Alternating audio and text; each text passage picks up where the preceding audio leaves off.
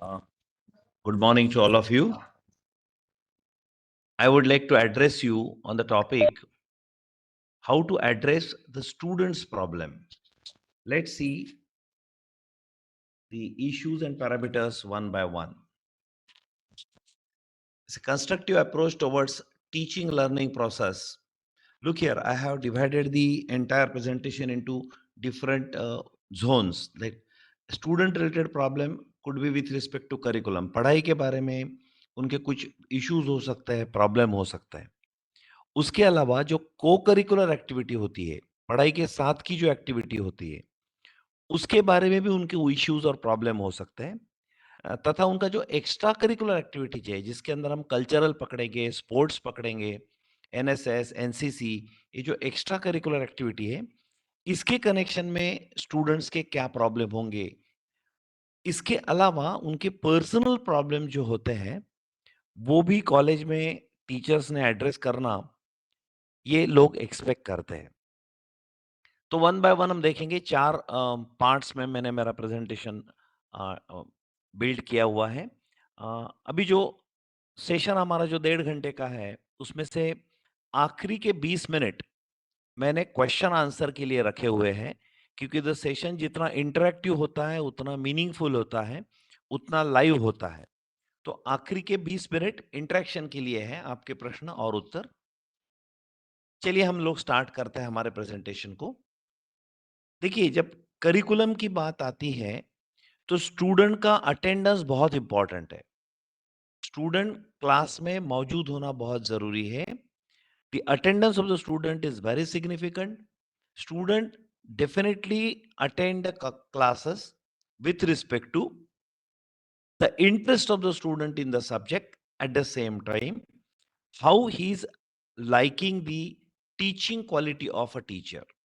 So typically what happens, the student expect that I should get something more in the class. बच्चों की अपेक्षा होती है कि टीचर के साथ जो इंटरेक्शन होंगी वो चाहे मोनोलॉग हो, जो टीचर बोल रहे हैं और स्टूडेंट सुन रहे हैं, श्रवण भक्ति कर रहे हैं, या फिर डायलॉग हो, एक स्टूडेंट एक टीचर एक दूसरे में बात कर रहे हैं, या फिर पॉलीलॉग हो कि टीचर सब बच्चों के साथ काम कर रहे हैं, बात कर रहे हैं, और सभी बच्चों को हाथ ऊपर करके नेचुरली वन बाय वन, लेकिन सभी बच्चे पार्टिसिपेट कर सकते, बात कर सकते. So we have monologue, we have dialogue and we have polylogue. Pattern कुछ भी हो, सवाल ये है कि स्टूडेंट ये अपेक्षा रखते हैं कि टीचर का नॉलेज उनके नॉलेज से ज्यादा हो. अब होता क्या है, अभी तक 10, 15, 20 साल पहले इंफॉर्मेशन जो होती थी ना, उसी को नॉलेज कहते थे. जैसे कि मान लो भारत की राजधानी न्यू दिल्ली है, ये टीचर को पता है और बच्चों को पता नहीं है. तो बच्चे बड़े सरप्राइज, आश्चर्यचकित होके वो भक्तिभाव से टीचर की बात सुनते. बच्चों, टीचर, भारत की राजधानी न्यू दिल्ली है. अगर मान लो उनको ये इंफॉर्मेशन पता नहीं है तो वो भक्तिभाव उनके मन में होता था, उनके आंखों में होता था, उनके बिहेवियर में होता था. इसी प्रकार किसी भी सब्जेक्ट की जो इंफॉर्मेशन होती है, चाहे वो फिजिक्स हो, केमिस्ट्री हो, मैथमेटिक्स हो, बायोलॉजी हो, हिस्ट्री हो, ज्योग्राफी हो, न्यू इंफॉर्मेशन आती है तो बच्चों का रिसेप्शन अलग रहता है. अब क्या हो गया है, अभी सबके हाथ में मोबाइल आ गया है, स्मार्टफोन आ गया है. आप जो भी चाहे इंफॉर्मेशन की बात करें, वो गूगल पे टाइप करते हैं, फट से इंफॉर्मेशन सामने होती है.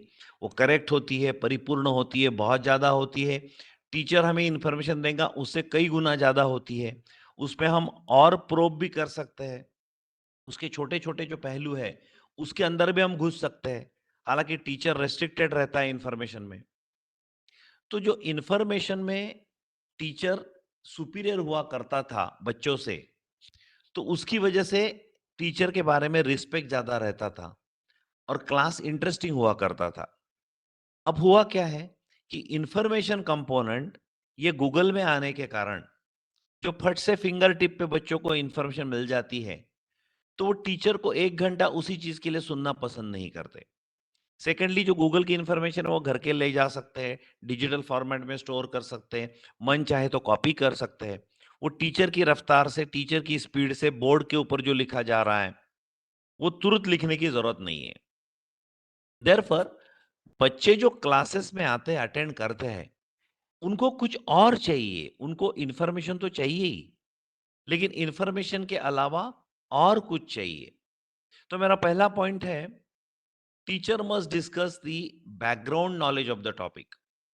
बहुत बार क्या होता है, हम लोग अभी जैसे मैं इंजीनियरिंग कॉलेज में mechanical engineering subject English medium में पढ़ा रहा हूँ पिछले 40 साल से। अब होता क्या है, जब हम टॉपिक शुरू करते हैं, बच्चों को अचानक कुछ पता नहीं होता उसके बारे में। वो टॉपिक के बारे में पहले सहज वृत्ति से लगता है कि ये सब्जेक्ट में ग्रेजुएशन के लिए ज़रूरी है। ग्रेजुएशन के बाद में जो मेरा प्रोफ़ेशन है, करियर है, इसमें ये सब्जेक्ट ज़रूरी है क्या? लगता है क्या? काम का है क्या? चलो मान लो हमने इन भूमिका बना ली, पूरे सेमेस्टर के शुरुआत में ही भूमिका बना ली कि सब्जेक्ट का महत्व क्या है, ये किस प्रकार से करियर में काम में आता है। उसके बाद जब हम हर पीरियड शुरू करते हैं, तो बच्चे अपेक्षा करते हैं कि भई आज के सब्जेक्ट में, आज के पीरियड में आप जो भी पढ़ा रहे हैं, उस टॉपिक का मेरे से रिलेवेंस क्या है? मेरे प्रोफेशनल लाइफ से रिलेवेंस क्या है? मुझे कहाँ-कहाँ ये टॉपिक काम में आएगा? तो background knowledge of the topic is very important, very significant. If we do not give the background knowledge of topic and directly start teaching, most of the students lose interest in the class. Not because they don't like your teaching style, not because you are not audible. Everything is all right. But they are not able to pick up the thread from proper point. उनको अगर background knowledge हमने बताया, तो subject के बारे में relevance भी आ जाता है और इंटरेस्ट भी पैदा होता है। Background knowledge of the topic देना हर पीरियड में बहुत जरूरी है। उसके बाद क्या होता है, बच्चे जो फ्रेश आते हैं कॉलेज में, तो रात गई सो बात गई। वो रात को सो जाते हैं ना कल, तो कल का जो पढ़ाया, परसों का पढ़ाया, 2 दिन पहले पढ़ाया है, वो सोने के बाद में सवेरे उठने के बाद फ्रेश हो जाते हैं। फ्रेश का मतलब उनकी जो स्लेट है वो ब्लैंक हो जाती है। तो रिकैप करना बहुत ज़रूरी है। पिछले पीरियड में हमने क्या सिखाया था, वो पहले 3-4 मिनट, हो सके तो 5 मिनट एक बार रिकैप करना बहुत ज़रूरी है, नहीं तो स्टूडेंट को सीखने में बहुत प्रॉब्लम जाते हैं। आज का जैसे विषय अपना है कि स्टूडेंट के जो प्रॉब्लम है, अभी पहले स्लाइड में हम देखेंगे कि टीचिंग लर्निंग प्रोसेस में उनको क्या दिक्कत जाती है, टीचिंग लर्निंग प्रोसेस में उनको क्या मुश्किलें जाती है। तो एक तो उनको इंटरेस्ट आने के लिए बैकग्राउंड नॉलेज देना ज़रूरी है टॉपिक का। दूसरा, पिछले पीरियड में कहाँ तक कवर किए हमने, वो एक बार रिकवर करना चाहिए, रिकैप करना चाहिए और फिर इस पीरियड का हमको जो भी पढ़ाना है वो शुरू करना चाहिए। Differentiating between slow learners and fast learner, ये बहुत बड़ी दिक्कत होती है। क्लास में हम ज़्यादातर 3 प्रकार के लर्नर का हम डिवीज़न कर सकते हैं। एक तो बहुत ब्रिलियंट बच्चे हैं जिनको सब कुछ समझ में आता है। एक तो एकदम बुद्धू बच्चे हैं कि जिनको इमीडिएटली कुछ भी समझ में नहीं आता है। कारण कुछ भी हो, शायद हो सके उनको बैकग्राउंड नॉलेज नहीं है, फाउंडेशन उसका पता नहीं है या उनकी आकलन शक्ति कम है। किसी की वजह से वो बहुत स्लो लर्नर होते हैं। कुछ फास्ट लर्नर होते हैं और एक 60 से 70% बच्चे ये एवरेज होते हैं, मीडियम लर्नर होते हैं। अब होता क्या है कि हम लोग अगर फास्ट लर्नर के हिसाब से पढ़ाएँगे, थोड़ा-सा फास्ट हम पढ़ाएँगे, बच्चों हैव यू अंडरस्टूड दिस? तो जो भी ब्रिलियंट बच्चे हैं ना, खट से हाथ ऊपर करते, यस वी हैव अंडरस्टूड। अगर हम कंक्लूड करेंगे कि पूरे क्लास को समझ गया, तो स्लो लर्नर्स को तो बिल्कुल ही नहीं समझा है। जो एवरेज लर्नर है उनको थोड़ा बहुत समझा है, लेकिन वो भक्ति भाव से पूरे बोर्ड पे का सारा लिख लेते हैं, लेकिन उनको ज्यादातर समझा नहीं होता है।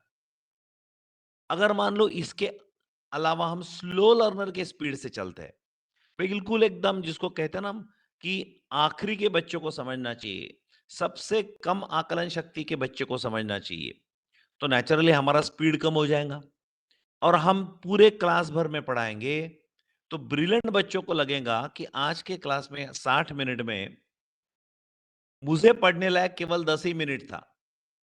बाकी 50 मिनट टीचर इस चीज की चर्चा कर रहे थे कि जो मैं पहले से जानता हूं या मैं पहले राउंड में ही समझ गया हूं। उसको बार-बार समझा रहे हैं, बार-बार एक्सप्लेन कर रहे हैं, कच्चे बच्चों के लिए।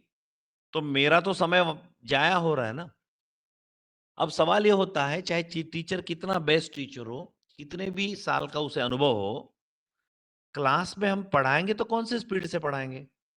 अगर तेज पढ़ाते तो कच्चे बच्चों को कुछ भी समझ में नहीं आता है। कच्चे बच्चों के हिसाब से पढ़ाते हैं, तो तेज बच्चों को लगता है कि भाई हमारा समय तो व्यर्थ हो रहा है, हमें काम की चीज़ यहाँ मिल नहीं रही।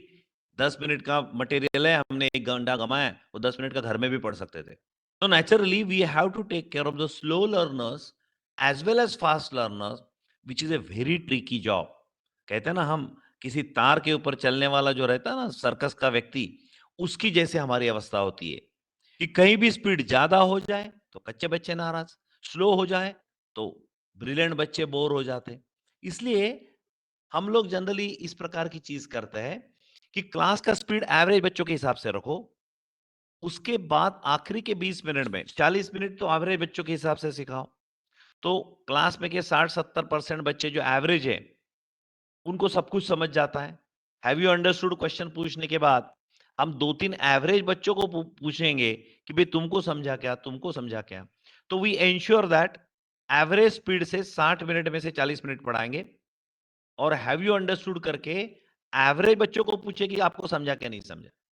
अगर उनको समझ गया तो 40 मिनट का हमारा काम हो गया। उसके बाद बचे 20 मिनट में क्या करना, उसी टॉपिक के जो डिफिकल्ट कंसेप्ट है, जो डिफिकल्ट न्यूमेरिकल्स है, डिफिकल्ट प्रॉब्लम्स है, वो इंटेलिजेंट बच्चों को दे देना, so that they are busy, और उनको भी लगता है मेरे लिए भी कुछ मटेरियल इस क्लास में है, मेरे को भी चैलेंज, मेरे बुद्धि को चैलेंज करने वाली चीज सर डिस्कस कर रहे हैं, तो क्लास में बैठ के मेरा भी लाभ हो रहा है, ऐसा उसे लगे। एट द सेम टाइम आपने पूरा फोकस करना है, जो बच्चे 15%, 20% बच्चे जो एकदम कच्चे हैं, कि पहले 40 मिनट का राउंड शायद उनको पूरा पल्ले ना पड़ा हो, एवरेज बच्चों को कहेंगे कि आपके बगल में जो कच्चा बच्चा बैठा है, उसको साथ में लो, उसको सिखाने की कोशिश करो। 5-5 लोगों का ग्रुप बना लो, और वहां हर ग्रुप में जो एक ब्रिलियंट बच्चा है या एवरेज बच्चा है, उनको कहो कि कच्चे बच्चों को समझाओ। That is, weak or slow learners should be addressed in the class. Otherwise, they will feel that in this class, I am out of the place. I unnecessarily attended the period and I couldn't get anything.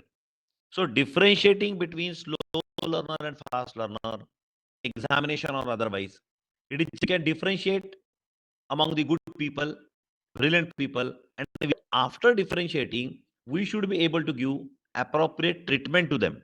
Otherwise, merely differentiating will not make much sense. So we have to motivate them to go for a group study, where the group must contain, suppose 5 weak students are there, the group must contain another 2 students, those who are average, those who can understand the difficulty of the slow learners. At the same time, they can tell them the concept which they have understood. And at least one intelligent fellow should be in the group, so that if nobody is able to solve the particular problem in the group, that brilliant person can always help them. And this model generally we call it as jyot se jyot jale. जिसके दिमाग की बत्ती जल गई, जिसको समझ गया teacher का टीचिंग, उसकी जिम्मेदारी होती है कि उसने बाकी लोगों को समझाना है। ये अगर ग्रुप स्टडी मॉडल हम लगाते हैं, तो ही आप अलग-अलग स्पीड की आकलन शक्ति रहने वाले बच्चों को साथ में क्लास लेके चल सकते हैं। इसका एक दूसरा तरीका भी होता है, ट्यूटोरियल। ट्यूटोरियल में जनरली 60 का क्लास अगर है, तो उसके 3 टुकड़े किए जाते हैं। 20-20 के छोटे क्लासेस किए जाते हैं, डिफिकल्टी सेशन के लिए, ट्यूटोरियल के लिए। हम लोग ये जो फॉलो करते हैं ना, इसमें ट्यूटोरियल 1 से 20 रोल नंबर एक ग्रुप में, 21 से 40 नंबर दूसरे ग्रुप में, 41 से 60 नंबर तीसरे ग्रुप में, ऐसा रोल नंबर वाइज भी हम ग्रुप कर सकते हैं ट्यूटोरियल के। लेकिन बेहतरीन ये हो कि बच्चों की आकलन शक्ति के हिसाब से अगर ग्रुप किए जाए, कि एकदम कच्चे बच्चे पहले 20 में आ गए, मीडियम बच्चे दूसरे 20 में, ब्रिलियंट बच्चे तीसरे 20 में, तो हम उनको हैंडल कर सकते हैं अलग तरीके से। उनको फंडामेंटल से समझा सकते, सिंपल सिंपल न्यूमेरिकल ले सकते जो कच्चे बच्चों को समझ रहा है, एवरेज न्यूमेरिकल ले सकते, प्रैक्टिकल मैथमेटिकल प्रॉब्लम्स है जो एवरेज बच्चे समझे, और एकदम crooked problem, difficult most problem हम दे सकते हैं जो ब्रिलियंट बच्चे हैं। तो लाभ सबका होना चाहिए, लेकिन सबका स्पीड कॉमन ना होने के कारण टीचर का कोई भी एक कॉमन स्पीड सबको हजम नहीं होता है, सबको डाइजेस्ट नहीं होता है। तो ट्यूटोरियल्स का एक अलग महत्व है। उसके बाद हम ग्रुप स्टडी टेक्निक्स और सेल्फ लर्निंग स्किल, ये दो पे बहुत फोकस करते हैं। दुनिया भर के साइकोलॉजिस्ट ने ये माना है कि by birth nobody knows anything, he learns everything later on. अपने हाथों से खाना खाना उसे नहीं आता है, फिर माँ उसे सिखाती है और धीरे-धीरे बच्चा अपने हाथों से खाना खाने लगता है। अपने पैरों पे चलना उसे नहीं आता है, उसके पेरेंट्स सिखाते हैं, तो धीरे-धीरे उसको पैरों पे चलना आता है। तो most of the thing in the world an individual learns after the birth.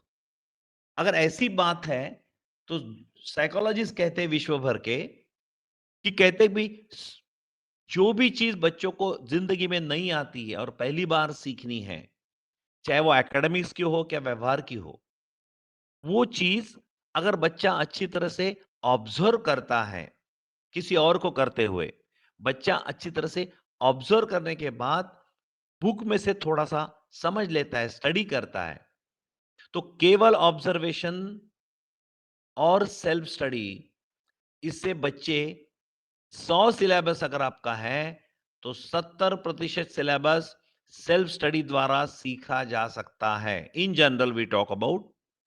अगर कच्चे बच्चे हैं, तो 50% सिलेबस अपने आप से करेंगे। पक्के बच्चे हैं, तो हो सकता है 80-82% करेंगे सिलेबस अपने आप। ऑन एन एवरेज बच्चे 65 से 70% सिलेबस सेल्फ स्टडी में कर सकते, बिना टीचर के पढ़ाए। अपने आप वो कर सकते। ऐसा कहते हैं कि उसके बाद क्लास में बच्चे आते हैं, कॉलेज में बच्चे आते हैं, तो उनको 4 या 5 बच्चों का एक ग्रुप बना लो। कहते हैं हम सब लोग कल पढ़ के आएँगे फलाना-फलाना चैप्टर। वो चैप्टर में का 70% तो मानो सबको लगभग समझ गया। दूसरे दिन आके अपनी-अपनी डिफ़िकल्टी वो 5 के ग्रुप में डिस्कस करेंगे। हालाँकि हर एक को इन जनरल 70% समझा है, लेकिन हर एक को जो 70% समझा है, वो दूसरे से अलग हो सकता है। जैसे कि एक कांसेप्ट ए को नहीं समझी, हो सकता कि वो कांसेप्ट बी को समझ गई है, लेकिन ए को जो समझी है कांसेप्ट वो बी को नहीं समझी है। नेचुरली अगर वो अपनी समझ को, अपनी आकलन को एक दूसरे के साथ शेयर करते हैं, तो पूरा ग्रुप मिलके जो 100 में से 70% उनको समझाता है इंडिविजुअल लर्निंग में, वो ग्रुप लर्निंग में ऐसे देखा गया है कि वो 90-92% तक syllabus without support of teacher, without support of facilitator, without support of senior student, बच्चे और उनके कलीग्स सेम क्लास में पढ़ने वाले 90-92% सिलेबस ये सेल्फ स्टडी में 70% और एडिशनल 20% ग्रुप स्टडी में बिना टीचर के इंटरवीनिंग 90% सब्जेक्ट समझ सकते हैं। टीचर का सपोर्ट लगता है जो 10% प्रॉब्लम्स है, जो ग्रुप में किसी को नहीं आ रहे, मतलब किसी को भी नहीं आ रहे, तो कैसे शेयर करेंगे एक दूसरे से? पूरे ग्रुप को नहीं आ रहे, तो teacher has to come in and tell those 10% problem, चलो भई आपको सभी को नहीं आ रहे ना, वो टॉपिक मैं क्लास में लूँगा। लेकिन आपको जो आ रहा है, आपने घर में करना है। मैंने सिखाने तक वेट नहीं करना है। आप बिना बिना फालतू वेट कर रहे हैं, क्योंकि वो चीज़ें आप घर में भी समझ सकते हो। नहीं समझेंगी तो मैं हूँ यहाँ। कहते हैं ना कि आप अगर गिर गए, तो आपको थामे रखने के लिए फॉल बैक नेट है। Teacher is there. लेकिन उसको फॉल बैक नेट करके यूज़ करो ना। पहले कोशिश खुद करो कि can you go up? Can you go up? अगर गिर गए तो टीचर है। लेकिन ऊपर जाने के लिए टीचर की मदद ना लो, तो सेल्फ स्टडी की एबिलिटी बढ़ती है, सेल्फ स्टडी की मानसिकता बढ़ती है, सेल्फ स्टडी की क्षमता बढ़ती है। तो ग्रुप स्टडी टेक्निक और सेल्फ लर्निंग स्किल से बच्चों को काफी हद तक समझ में आता है। हम लोग इस प्रकार का तरीका अपनाते हैं कि अगले हफ्ते मैं क्या पढ़ाने वाला हूं, इस हफ्ते बच्चों से क्या साथ शेयर कर दो कि अगले हफ्ते ना मैं 4 नंबर का चैप्टर पढ़ाने वाला हूं फलाने बुक में से। प्रिपेयर करके आओ और बच्चों को आदत डालो कि वो पढ़ के आएंगे। पढ़ के आने के बाद में आपका पीरियड होने के पहले एक दूसरे से डिस्कस करेंगे, they will go for group study. और पीरियड जैसे हम शुरू करेंगे तो डायरेक्ट कंसेप्ट हम सिखाएंगे ही नहीं, हम उनको ही पूछेंगे आपने क्या पढ़ा, उनको ही पूछेंगे आपको क्या समझा, उनको ही पूछेंगे कि आपको जो कंसेप्ट समझ में नहीं आई, ये क्लास में के बाकी बच्चों से आपने पूछा है, उनसे समझ लेने की कोशिश की है। फिर क्लास में हम अनाउंस करेंगे कि है ऐसी कोई कंसेप्ट जो क्लास में का कोई भी बंदा नहीं समझ में पाया, nobody understood the concept in the class. Okay, let us discuss those concepts, because as nobody is understood, naturally you cannot share among yourself. A teacher work is required. So group study technique, self study technique, अगर बच्चों को आदतें डाली, होता क्या है, बच्चे जो स्कूल से आते हैं ना, ये ट्यूशन क्लास और ट्यूटोरियल्स और ये सब इसमें इतने अकस्टम हो जाते हैं कि जो चीज वो घर में अपने आप कर सकते, उनको सेल्फ स्टडी में समझ में आ सकती, वो चीजें भी नहीं पढ़ते। वो राह देखते कि टीचर क्लास में कब पढ़ाएंगे, ट्यूशन के टीचर क्लास में कब पढ़ाएंगे, वो पढ़ाने के बाद वो घर में पढ़ते हैं। इसका मतलब स्पून फीडिंग की उनको आदत हो गई है। तो नेचुरली ये आदतें बदलने में बहुत समय जाता है। तो ग्रेजुएशन में जो बच्चे आते हैं ना, तो फर्स्ट ईयर में प्रयोग अगर हमने कर लिया, तो सेकंड और थर्ड ईयर का सिलेबस, सेकंड और थर्ड ईयर की कंसेप्ट हम बहुत अच्छी तरह से बच्चों को समझा सकते हैं। लेकिन फर्स्ट ईयर में हमको ये सारी चीजें बच्चों को समझानी पड़ेगी।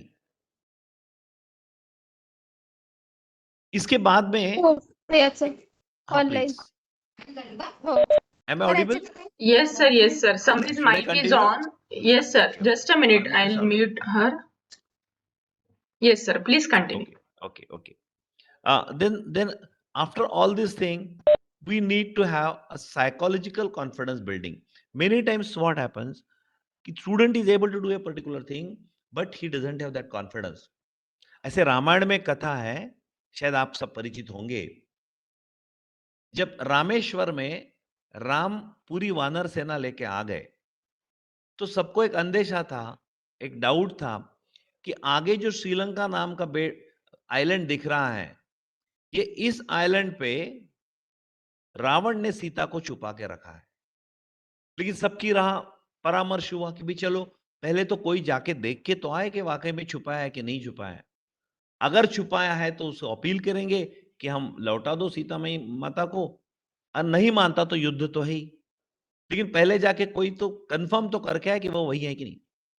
तो सभी वानरों को पूछा जाता है, चलो भाई ये समुद्र के ऊपर से आप छलांग मार सकते हो क्या श्रीलंका तक? तो सभी कहते नहीं, मैं 15 मीटर मार सकता हूँ, 10 मीटर मार सकता हूँ, 5 मीटर मार सकता हूँ। अपनी अपनी क्षमता का सब लोग वहां सबके सामने एक बार उजागर करते भी हमारी क्षमता इतनी है। अब इतना बड़ा समुद्र लांग के कौन जा सकता है? तो हनुमान जो है, हनुमान के अंदर ये शक्ति है, वो समुद्र को लांग के जा सकता है। तो हनुमान जी को पूछा है कि हनुमान जी आप छलांग लगा के समुद्र पे से जाइए और सीता माता का वहां मतलब खोज करिए। तो हनुमान जी कहते नहीं नहीं, मैं तो इतनी लंबी छलांग मार ही नहीं सकता हूं। ऐसी एक कथा है कि हनुमान जी को श्राप मिला था। क्या था श्राप? कि भाई आपको जब आपके शक्ति का प्रयोग करने की वक्त आएगा, शक्ति का प्रयोग करने की नौबत आएगी, उसी समय आप भूल जाएंगे कि आपके पास ये शक्ति है। फिर उसको उश्राप भी मिला था। क्या मिला था उश्राप? उश्राप मिला था कि कोई वयोवृद्ध अगर आपको आपके शक्ति की याद दिला दे, तो शायद आपको फिर से शक्ति याद आ जाएंगी और वो शक्ति का प्रयोग आप कर सकते। तो वानरों की सेना में इनका सेनापति था, इनका मुखिया था जो जाम्बुवन। ये जाम्बुवन जो था, ये वयोवृद्ध था सब में। तो ये जाम्बुवन ने हनुमान जी को उनकी शक्ति की याद दिलाई। तो हनुमान जी ने कहा हाँ मैं कर सकता हूं, छलांग मार सकता हूं। कुछ श्राप था उनको, किसी ने याद दिलाने के बाद में शक्ति पुनः प्रकट होंगी। हनुमान जी ने छलांग लगाई, सीता माता को अपनी पहचान स्वरूप वो अंगूठी दी और सीता की खोज करी। फिर बाद में आते समय लंका को जलाया और आगे का रामायण आपको पता है। कहने का भाव इसमें यह है कि वो शक्ति हनुमान जी में थी, लेकिन याद नहीं थी। और इसकी याद दिलाना जो जाम्बुवंत जी ने काम किया, वही काम हम लोगों को टीचर करके करना है। बच्चों में जो शक्ति है, हम ये समझ के चलते कि उनमें शक्ति नहीं है, आकलन शक्ति नहीं है, वो खुद की खुद पढ़ाई कर नहीं सकते, टीचर ने समझाने के पहले वो अपने आप से समझ नहीं सकते। ये हमारा भ्रम है। कोई भी व्यक्ति 70% नॉलेज खुद ग्रहण कर सकता है, ऑब्जर्वेशन से या खुद के वाचन से। 70 से 90% वो दूसरों के साथ इंटरेक्ट करके, शेयर करके, ग्रुप स्टडी द्वारा समझ सकता है। केवल 5 से 10% नॉलेज का कंपोनेंट ऐसे होता है कि जो ना तो खुद समझ सकता है, ना अपने बैचमेट से डिस्कस करके वो समझ सकता है। मतलब इस चीज के लिए उसे टीचर की जरूरत होती है। नेचुरली उतना पोर्शन छोड़ के 90% पोर्शन तो अपने आप बना सकता है ना, लेकिन टीचर ने ये कॉन्फिडेंस दिलाना बहुत जरूरी है कि नहीं, आप कर सकते हो, यू कैन डू इट, आप करके तो देखो। मैं आपको सपोर्ट नहीं दूंगा जब तक आप खुद अपने आप करने की कोशिश ना करोगे। आप कोशिश करो, गिर गए तो मैं हूं, आपको बिल्कुल सपोर्ट देंगे। फॉल बैक नेट बंधा हुआ है। अगर कोई डिफिकल्टी आपको आती तो परीक्षा को हम आपको वैसे जाने नहीं देंगे। परीक्षा के पहले आपकी सारी कंसेप्ट क्लियर कराएंगे, लेकिन पहली कोशिश आप करो। बिना आपके कोशिश हम डायरेक्ट पढ़ाना शुरू नहीं करेंगे, हम स्पून फीडिंग नहीं करेंगे। बहुत बार ऐसा होता है ना कि एज ए टीचर हमको प्रेशर रहता है कि हेड ऑफ द डिपार्टमेंट ने क्या कहेगा। पहले क्लास में चले गए, बच्चों करो, बच्चों करो, तो शायद हो सकता कहीं कंप्लेंट आ जाए एचओडी की तरफ, प्रिंसिपल की तरफ, कि ये टीचर तो कुछ पढ़ाती नहीं है, ये तो हमसे ही करवाते पूरा। ऐसा भी होता है। लेकिन आप एक मेथोडोलॉजी के साथ, एक पद्धति के ऊपर विश्वास रखो, तो आपको फैसिलिटेट तो करना ही है टीचिंग, लेकिन आप खुद समझा रहे हो, उनको समझ रहा, ये वाला टीचिंग ना करते हुए जो भी टॉपिक टॉपिक आपको समझाना है बच्चों को क्लास में, वो उजागर कर दो, बोर्ड पे लिख दो। उसकी कंसेप्ट के बारे में बच्चों को ही कहो कि वो पढ़ाई शुरू कर दे, उस क्लास में कुछ एक्सपेरिमेंट करे। वो क्लास के पहले उनको 4-5 दिन पहले बता दीजिए कि भाई 4 दिन के बाद फलाना क्लास है, आप पढ़ के आइए। सब बच्चों को वैसे आदत नहीं होती तो पढ़ के नहीं आते, ये शुरू शुरू में दिक्कतें जाएंगी। लेकिन उसमें से कुछ बच्चे पढ़ के आते तो उनको शाबाशी दो, उनको सामने बुलाओ, उनको कहिए कि बोर्ड के ऊपर अभी बाकी बच्चों को समझाओ, आपने क्या समझा है। होता क्या है, 4-5 बच्चे अगर सामने आके समझाते तो बाकी 55 बच्चों को लगता है कि ये 5 बच्चे अगर समझ सकते खुद होके तो मैं क्यों नहीं समझ सकता। तो कॉम्पिटिटिव भाव से, स्पर्धात्मक वृत्ति से वो भी कोशिश करता है। और हर एक व्यक्ति को कहो कि भाई अगले पीरियड में आपको 5 मिनट समझानी है कंसेप्ट। ऐसे 3 बच्चों का प्रेजेंटेशन या सेमिनार होने के बाद ही आप पढ़ाना शुरू करो। हर बच्चे को पता है मेरे पे कभी ना कभी नौबत आएंगी, तो सेल्फ स्टडी की आदत उसकी बनते जाएंगी। इसमें 2 चीज होती है, जो चीज उसने करना वो उसने ही करना चाहिए, उसके बदले टीचर ने करना तो आदतें खराब हो जाती, स्पून फीडिंग की आदतें हो जाती, बच्चा डिपेंडेंट हो जाता है, तो खुद के पैरों में जिंदगी में कभी खड़ा नहीं हो सकता है। जो भी नया सब्जेक्ट आया, माता पिता को कहता है भाई इसकी मेरे को ट्यूशन लगा दो, क्योंकि स्कूल कॉलेज का स्पून फीडिंग उसको एडिक्वेट नहीं होता है। उसको इतनी आदत हो जाती है स्पून फीडिंग की, उसको एडिशनल ट्यूशन क्लास भी चाहिए स्पून फीडिंग का, लेकिन वो डिपेंडेंट हो जाता है। ये डिपेंडेंसी से उसे मुक्ति देनी है, तो सेल्फ स्टडी की आदत उसको सिखाना, ये भी टीचर का कर्तव्य है। तो उनको सेमिनार के लिए उद्युक्त करो। इसको कहता हूं मैं साइकोलॉजिकल कॉन्फिडेंस बिल्डिंग। उनका स्टेज डेयरिंग बढ़ता है, सामने आके वो जब समझाते हैं तो कंसेप्ट उनकी और क्लियर होती है, और उनको ये लगता है कि मैं किसी से कम नहीं हूं।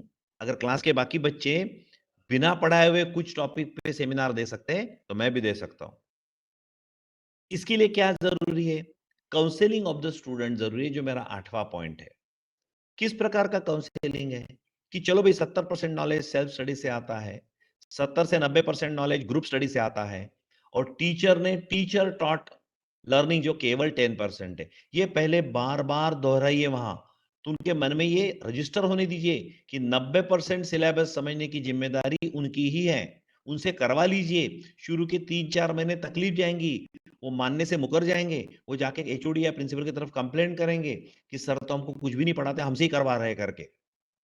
ये सारी चीजें होने वाली है, लेकिन इट इज यूनिवर्सली एक्सेप्टेड कि 70% self study, 20% group study, 10% teacher taught content. अगर ये आता है तो इसका काउंसलिंग करना जरूरी है बच्चों का कि थिंग्स आर लाइक दिस। उसके बाद कॉन्फिडेंस बिल्डिंग कैसे करना, उसपे जो ब्रिलियंट बच्चे, जो इंटेलिजेंट बच्चे, उनसे शुरू करिए। वो खुद पढ़ के आएंगे, वो कुछ सेमिनार भी देंगे, उनका देखे देखे कुछ अच्छे बच्चे जो एवरेज में अच्छे हैं उनसे करवाइए। फिर एवरेज में जो साधारण बच्चे हैं या एवरेज के लोअर साइड के कच्चे बच्चे, उनसे करवाइए। आखिरी एकदम कच्चा बच्चा जो है उससे करवाइए। बाकी सब लोग अगर 15 मिनट का कंटेंट प्रिपेयर करके आते हैं तो एवरेज बच्चों से 10 मिनट का कंटेंट करवाइए। और एकदम कच्चा बच्चा है उसको कहिए केवल 5 ही मिनट बोलना है आपको, क्योंकि उसकी क्षमता के हिसाब से अगर हम कंटेंट देंगे तो उसका कॉन्फिडेंस बढ़ेगा। अदरवाइज वो नर्वस हो जाएगा और आपका पीरियड है तो नेक्स्ट पीरियड में आएगा ही नहीं, बोले वो मेरे को सेमिनार के लिए खड़ा करते हैं और मेरे को मुश्किल हो जाती है। तो देखो, what points we have considered, different problems which are faced by the student as far as curricular activities are concerned can be addressed fully by a teacher must have background knowledge of the topic, teacher must do the recap of the previous period, teacher must be able to differentiate between slow learner and fast learner and give them differential treatment.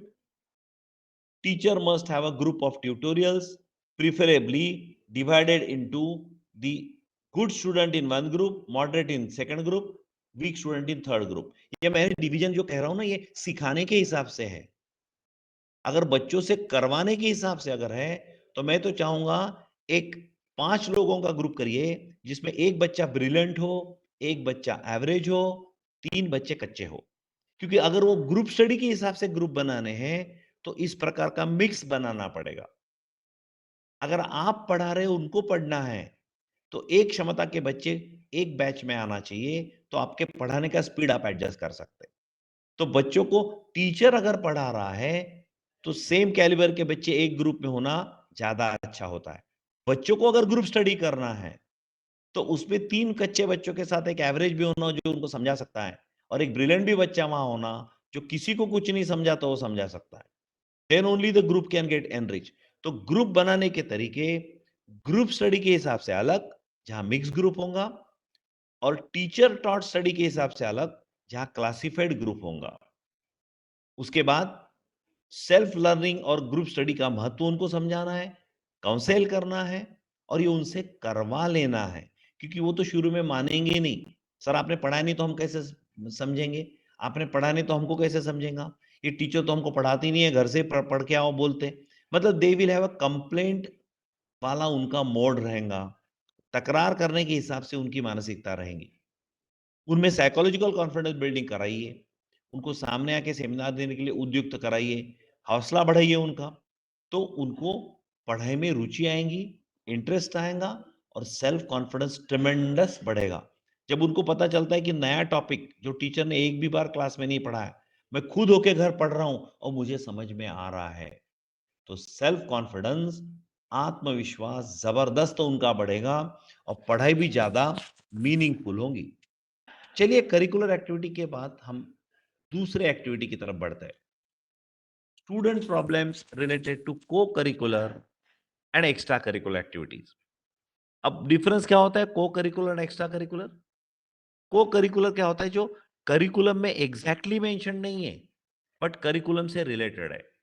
हो सकता है advance topics होंगे, हो सकता है उसी topic का hands on experience होगा, उसी टॉपिक के ऊपर प्रोजेक्ट्स होंगे। तो ये करिकुलम से रिलेटेड चीज होती है, लेकिन इसकी एग्जाम नहीं होती, ये परीक्षा में प्रश्न नहीं पूछते, ये बच्चों को एडिशनल लर्निंग के लिए हम देते हैं। प्रोजेक्ट्स करते हैं बच्चे, कंपटीशन में पार्ट लेते हैं बच्चे, पेपर प्रेजेंट करते हैं किसी कॉन्फ्रेंस में। ये एक्सटेंशन ऑफ करिकुलम है जिसकी कोई परीक्षा नहीं होती, जो सिलेबस में अंतर्भूत नहीं होता है बट सिलेबस से ही रिलेटेड होता है। अलग अलग प्रकार के स्टूडेंट प्रोजेक्ट्स करते हैं, कंपटीशन में पार्ट लेते हैं, है ना? ये होता है को करिकुलर। और एक्स्ट्रा करिकुलर क्या होता है? जो सिलेबस से बिल्कुल ही रिलेटेड नहीं है लेकिन बच्चों की पर्सनालिटी डेवलपमेंट के लिए बहुत जरूरी है, उनको पढ़ाई का मजा आए, एंटरटेनमिंग लगे, उनको कॉलेज में जाने को इंटरेस्ट आए, कॉलेज लाइफ उनका मेमोरेबल बने। मतलब ये सारी प्रक्रिया ये आनंददायी हो, इसलिए एक्स्ट्रा करिकुलर एक्टिविटी बहुत ज़रूरी है, जिसके अंदर कल्चरल सारे आइटम आएँगे, सिंगिंग आएगा, डांसिंग आएगा, मिमिक्री आएगा, वन एक्ट प्ले आएगा, है ना? ये सारी चीज़ें आएँगी। लिटरेरी सारी एक्टिविटी आएँगी, जिसमें कॉलेज का मैगज़ीन हो, उसके अंदर आर्टिकल लिखना है, इसमें पज़ल सॉल्व करना है, क्विज़ेस सॉल्व करना है, डिबेट में पार्टिसिपेट करना है, इसमें पब्लिक स्पीकिंग में पार्ट करना है, ये सारी चीज़ें आएँगी। इसके अलावा स्पोर्ट्स भी आएँगे। सारे प्रकार के स्पोर्ट्स, कल्चरल और लिटरल एक्टिविटी, ये सारी इसमें आ जाती है। ये सारी एक्टिविटी क्या होती है? को करिकुलर एक्टिविटी से अलग होती है। को करिकुलर ये करिकुलर का एक्सटेंशन है, लेकिन ये एक्टिविटी ये करिकुलम के टोटली बाहर की है, लेकिन ओवरऑल डेवलपमेंट ऑफ स्टूडेंट के लिए बहुत जरूरी है। चलिए इसमें आने वाले प्रॉब्लम्स की चर्चा करते हैं। Overlap of schedule with curricular activities. बहुत बार क्या होता है, हम लोग करिकुलम पे इतना एम्फेसिस करते हैं, बच्चा कहता है मुझे वॉलीबॉल टीम में सिलेक्ट होना है कॉलेज के, तो हो ये सिलेक्ट, क्या प्रॉब्लम है? नहीं, उसका ट्रायल है, मुझे जाना है वहां, लेकिन अटेंडेंस 75% जरूरी है। अगर अटेंडेंस के डर से वो अगर स्पोर्ट्स के लिए जाता ही नहीं है, सिलेक्शन ट्रायल को खेलता ही नहीं है, तो उसकी ओवरऑल पर्सनैलिटी डेवलप नहीं होगी। तो हमने उसको एनकरेज करना है। वो कहीं इधर उधर गपशप तो नहीं कर रहा है, इधर उधर समय नहीं गमा रहा है, वो चाय के टपरी के ऊपर, पान की टकरी टपरी के ऊपर समय नहीं गमा रहा है, कहीं गलत आदतों में समय नहीं गमा रहा है, वो कॉलेज को स्पोर्ट्स में रिप्रेजेंट करना चाह रहा है। तो हमारे हिसाब से डिजायरेबल चीज ये है ना, तो उसको कहेंगे कि आप चले जाइए, हम आपको अटेंडेंस दे देंगे, चिंता मत करिए। वो जो टॉपिक हम लोग कवर कर रहे हैं, अगर मान लो आपको घर में बाद में समझ में नहीं आया है, तो पर्सनली आप मेरे टेबल पे आ सकते हैं, मेरे केबिन में आ सकते हैं, मैं आपको पर्सनल डिफिकल्टी सॉल्व करके दूंगा। लेकिन ये स्पोर्ट्स में पार्ट लेने की जो अपॉर्चुनिटी है, उसे ना गमाइए, उसमें जाइए। This is the way we encourage. बहुत टीचर ऐसे होते हैं, वो डिस्करेजिंग मोड में आते हैं, या मेरा पीरियड बंक करके स्पोर्ट्स में जा रहा, खेलकूद में ज्यादा मजा आ रही है क्या, पढ़ने आया क्या खेलने आया? मतलब इस प्रकार की चर्चा होती है कि जैसे कि खेलकूद जो है, ये पर्सनालिटी डेवलपमेंट के लिए लगता ही नहीं है। तो इस प्रकार की मानसिकता से बच्चों को बहुत दिक्कत होती है। तो जब एकेडमिक्स और एक्स्ट्रा करिकुलर एक्टिविटी का ओवरलैप होता है, तो बच्चों को कभी-कभार अपने एक्स्ट्रा करिकुलर एक्टिविटी के लिए एनकरेज करना चाहिए। मैं ये नहीं कहूँगा कि पूरे साल भर एकेडमिक्स के जगह उसने एक्स्ट्रा करिकुलर करना चाहिए। जिसको कहते हैं ना कि भई ये सब बॅलन्स होना चाहिए. समर्थ रामदास स्वामींनी म्हटलेलं आहे, की प्रमाणामध्ये सर्व काही असावे. सब कुछ प्रोपोर्शन में होना चाहिए. पढ़ाई भी होनी चाहिए, को-करिकुलर भी होना चाहिए, एक्स्ट्रा करिकुलर, कल्चरल, स्पोर्ट्स भी होना चाहिए. नहीं तो ओवरऑल पर्सनल डेवलपमेंट कैसे करेंगे हम? टाइम टेबल के हिसाब से सारे सब्जेक्ट उसको अगर पढ़ाएँ, उससे थोड़ी ना उसकी पर्सनैलिटी डेवलप होंगी। तो उसको थोड़ा-सा रिलैक्सेशन देना ज़रूरी है। बच्चे जनरली इसमें डिफ़िकल्टी उनको महसूस होती है कि भई पढ़ाई के स साथ-साथ अगर मेरा स्पोर्ट्स कल्चरल है, मेरी ड्रामा की प्रैक्टिस है, मेरी ओरेटरी की प्रैक्टिस है, मुझे डिबेट में पार्ट लेना है, प्रैक्टिस का राउंड रखा है, लेकिन मेरे पीरियड यहाँ जा रहे हैं। थोड़ा उसको सपोर्ट देना चाहिए, पीरियड का अटेंडेंस देना चाहिए, पीरियड में उसने जो पढ़ना, जो मिस किया, उसमें उसको घर में अगर अड़चन आती है, तो डिफिकल्टी सेशन करके उसको एडिशनल अलग से पढ़ाना भी चाहिए। ये तो हमारा सपोर्ट जरूरी है, नहीं तो कहां से पढ़ेगा बच्चा? Due recognition and credit is must. जैसे कि यूनिवर्सिटी ने भी अपने स्पोर्ट्स कल्चरल इस सब के पार्टिसिपेशन में एडिशनल मार्क्स दिए जो मार्क लिस्ट में रिफ्लेक्ट हो रहे हैं। 20-30 साल पहले ये नहीं था, लेकिन अभी वो भी इनकॉर्पोरेट हुआ है। तो ड्यू रिकॉग्निशन देना जरूरी है, क्रेडिट देना जरूरी है। हम लोग तो ऐसा करते हैं कि क्लास में कोई बच्चा है, मान लो कॉलेज में किसी गेम में कॉलेज को रिप्रेजेंट कर रहा है, जैसे फुटबॉल टीम में रिप्रेजेंट कर रहा है, तो होता क्या है, कॉलेज में 2,500-3,000 बच्चे हैं, और 2,500-3,000 बच्चों में से वो पहले 5 में आ रहा है, पहले 10 में आ रहा है, बहुत बड़ी उपलब्धि है। तो क्लास में उसको खड़ा करके हम बता सकते हैं कि he is representing our college in football. ये 2,500 बच्चों में से पहले 10 में आया हुआ बच्चा है फुटबॉल में। इस प्रकार का थोड़ा उसको शाबाशी देना, पैटिंग करना, रिकॉग्निशन देना, क्रेडिट देना, इससे हौसला अफ़ज़ाई होती है, बच्चे एनकरेज होते हैं, और बच्चे उसमें पार्टिसिपेट करते हैं। तो encouragement from the teacher is very crucial for extra curricular activities. However, priorities and time management should be taught to them. अब परीक्षा का समय आया है, प्रिपरेशन लीव चल रही है, और बच्चे का मन खेल-कूद में है या कल्चरल में है, तो उसे कहो नहीं, ये सही नहीं है। अभी पढ़ाई का समय है, पढ़ाई का वक़्त है, एग्ज़ाम का वक़्त है, work while work and play while play. तो ये प्रिपरेशन लीव में एग्जाम के समय में आपको फोकस करना है एकेडमिक्स के ऊपर, और सेमिस्टर की शुरुआत है जहां पढ़ाई अभी जोर शोर से शुरू नहीं हुई है, तब वो खेल कूद करता है तो एनकरेज करना चाहिए। बच्चे क्या होते हैं, उनको जो चीज मन को अच्छी लगती है ना, उसमें वो एडिक्शन जैसा घुस जाते हैं। अगर खेल-कूद को एनकरेज किया ना आपने, तो हर साल हर बार खेल-कूद ही करेंगे, पढ़ाई में ध्यान ही नहीं देंगे। क्योंकि उनको ये सीमा रेखा पता नहीं चलती कि वो प्रोपोर्शन में कैसे करना है, ये प्रमाण में कैसे खेलना है और प्रमाण में कैसे पढ़ाई करना है। वो डिस्प्रोपोर्शनेट खेल-कूद में समय गँवाते हैं। फिर उसमें से कुछ लड़के बैकलॉग लेके आ जाते हैं। फिर माता-पिता कहते हैं, "आपको तो मिसगाइड कर रहे हैं कॉलेज के टीचर। आपसे पढ़ाई करवाना चाहिए, तो आपको तो खेल-कूद के लिए प्रोत्साहन दे रहे हैं और देखिए 2 सब्जेक्ट में बैक आ गए।" तो इस प्रकार की चीजें ना हो, इसलिए बच्चों को प्रायोरिटी किस चीज की है समझाना जरूरी है कि भाई ये समय कौन सा है, ये परीक्षा का समय, तो प्रायोरिटी पढ़ाई रहेंगी। इसके अलावा उनको टाइम मैनेजमेंट सिखाना भी जरूरी है। दिन के तो 24 ही घंटे होते हैं। कुछ लोग मैंने ऐसे देखे, लड़के देखे हैं कि पढ़ाई में भी अव्वल होते हैं वो, और खेल कूद में भी अव्वल होते हैं। समय तो 24 ही घंटे का है। वो क्या करते हैं, वो समय का प्रबंधन अच्छा करते हैं, अच्छा टाइम मैनेजमेंट करते हैं, मिनट टू मिनट खुद का प्लानिंग करता है, चकल्लस में ज़्यादा समय गँवाते नहीं हैं। तो उनको टाइम मैनेजमेंट में अगर हम मदद करते हैं, प्रायोरिटीज़ क्या रखना, कब रखना, इसकी मदद करते हैं, तो पढ़ाई और ये बाकी चीज़ें दोनों अचीव कर सकते हैं। हालाँकि ये दोनों अचीव करना ज़रूरी है। हालाँकि ये दोनों अचीव करेंगे तो ही उनकी पर्सनैलिटी बेस्ट होंगी, और ये हमारा दायित्व है कि बच्चों की पर्सनैलिटी बेस्ट होना चाहिए। प्रोफेशनल डेली रूटीन, हम लोग तो एक्चुअली सबको एडवाइस करते हैं कि every student must write a diary. अगर वो डायरी लिखता है, तो रात को सोते समय 5 मिनट डायरी लिखना ज़रूरी है। How was my day?